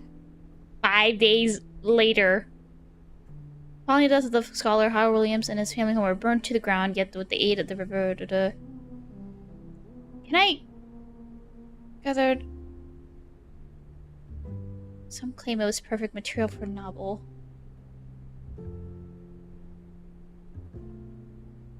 Oh, and I have 2 letters to read through.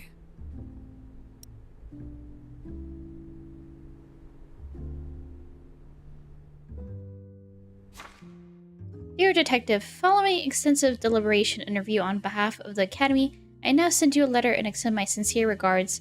You've been observing your recent feats through Silvernia, in which you have demonstrated exceptional capabilities in both criminology and detective work.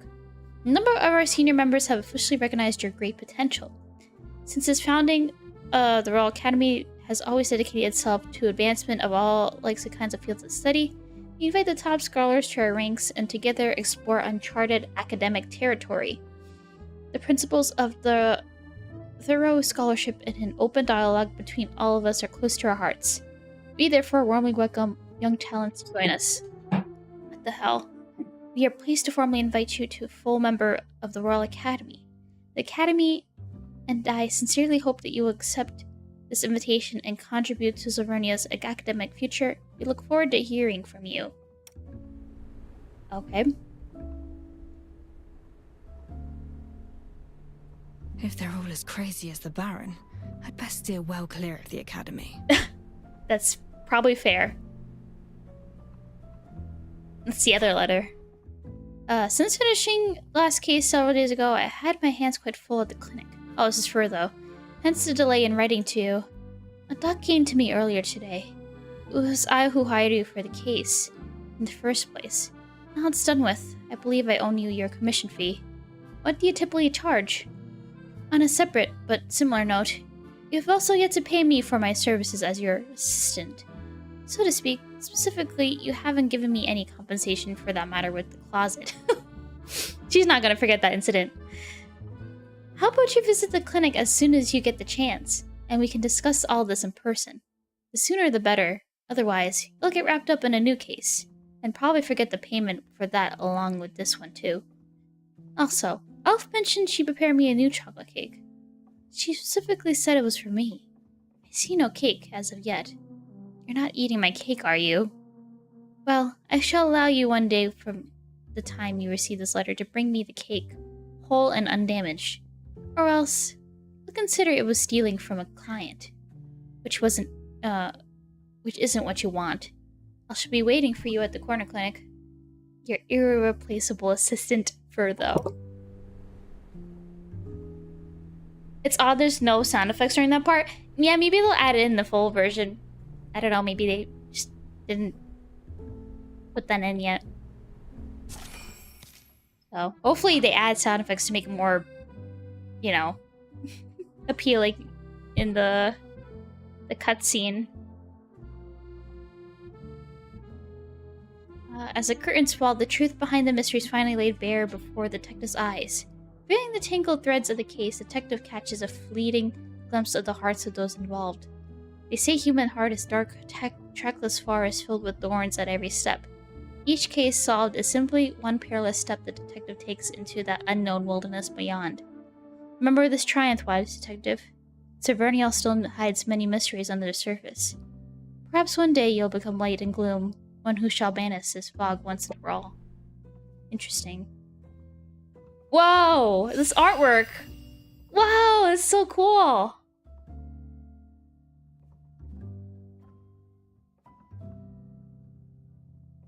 That's very nice.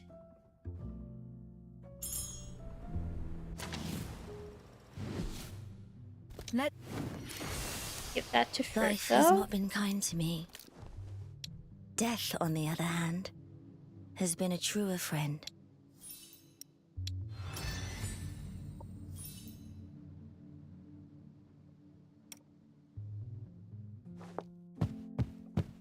Okay. Oh, I guess we can't talk to Further anymore. Oh, I guess that's it. Alright. What else is left? There's just one quest left. There's a city errand. And some other things.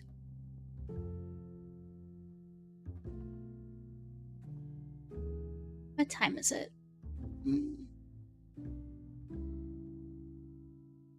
I think I might end it there for now. I guess I'll do a quick short stream of finishing some stuff.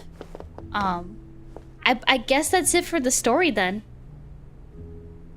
I guess it just left off at that cliffhanger. So we never actually get to see the Cinderella fight, I guess, this time around. Maybe I should pull for her.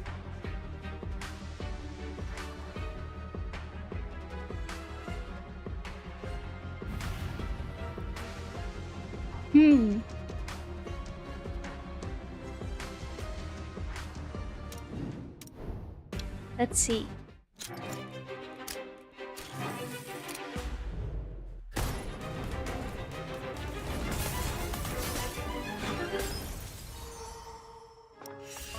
Whoa! Whoa!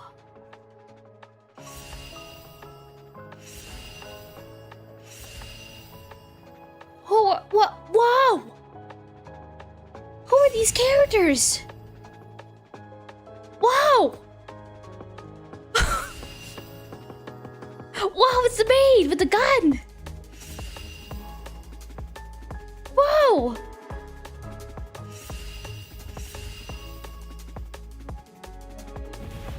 Oh my god. These designs though, man.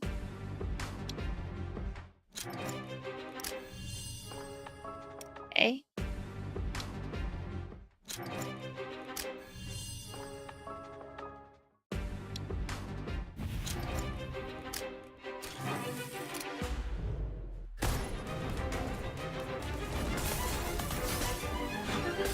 Nope. Okay. Captain Kaboom!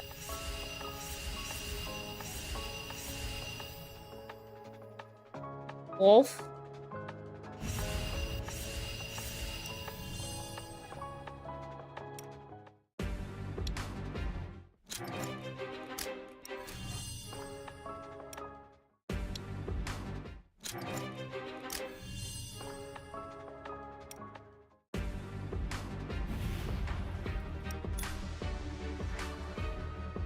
Say, I think I can buy.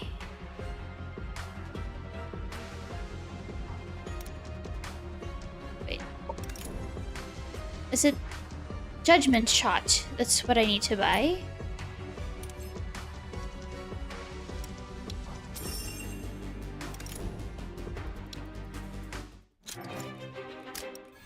Give me her, please. Oh, do I not have to laugh? Our first encounter truly felt like something out of a fairy tale. Here we go. But this time, for our reunion, I want us to face reality together. Oh! Ashley, Cinderella. Oh, shit. Wowie, wow, wow, wow.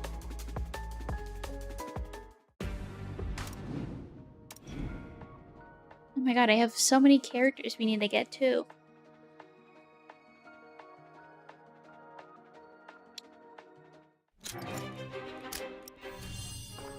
I'll just spend all this.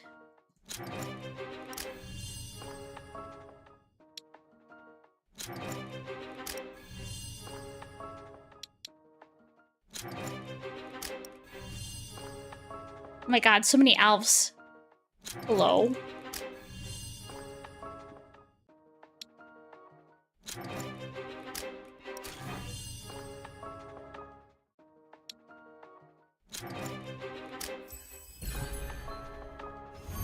May I ask your wages, detective? Oh, I got Cynthia. I'd like to pay them for Oh, I you got the if little you cat. stay with me and play.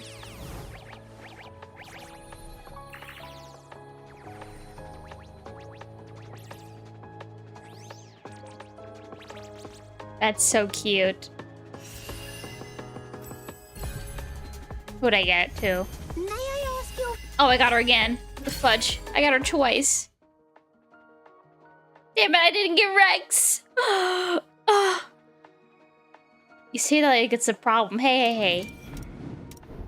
I don't have a problem here, okay? Alright, let's check out Cinderella real quick. Let's cut to the chase before you...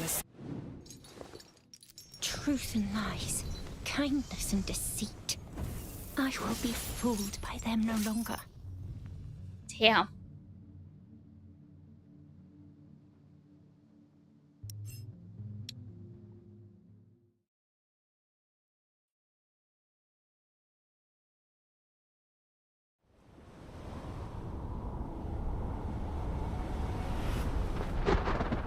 Wow, she looks great.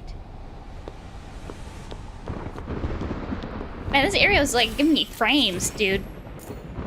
Okay, Asha Game's Vengeful Flame and Overheat through some of her attacks. Okay. Okay, hold on.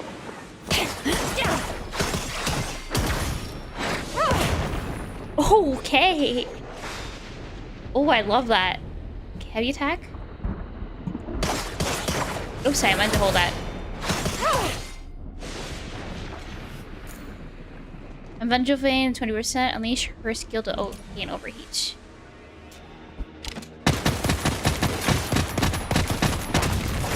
Wow, shoot, dude.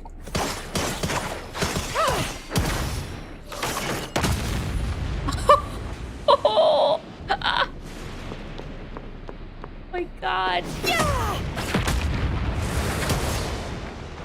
Your death is insignificant. Wow. Unleashing an ultimate, gaining quenched. Okay.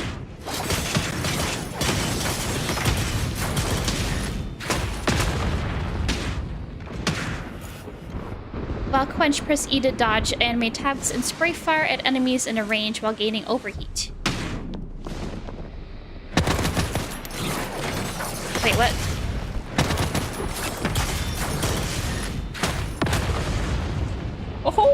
Oh my god. Oh, here comes the horses. Oh my god. Holy shiz. She's so cool. Oh my god. Cinderella.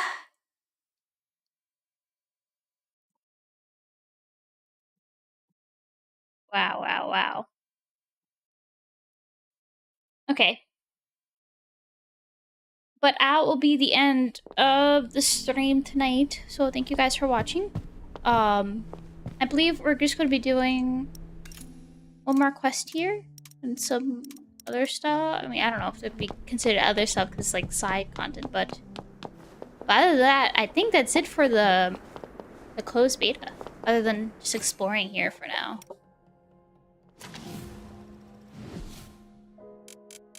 They don't have really much else other than exploring and doing other things in the map. So, but yeah, it'll probably be a short stream, maybe. I need to figure out whose story this is. This probably is Rex's story, maybe. I have a feeling. Either way. But hope you guys have a good night and morning where you guys are. And I'll see you guys next time. Bye-bye.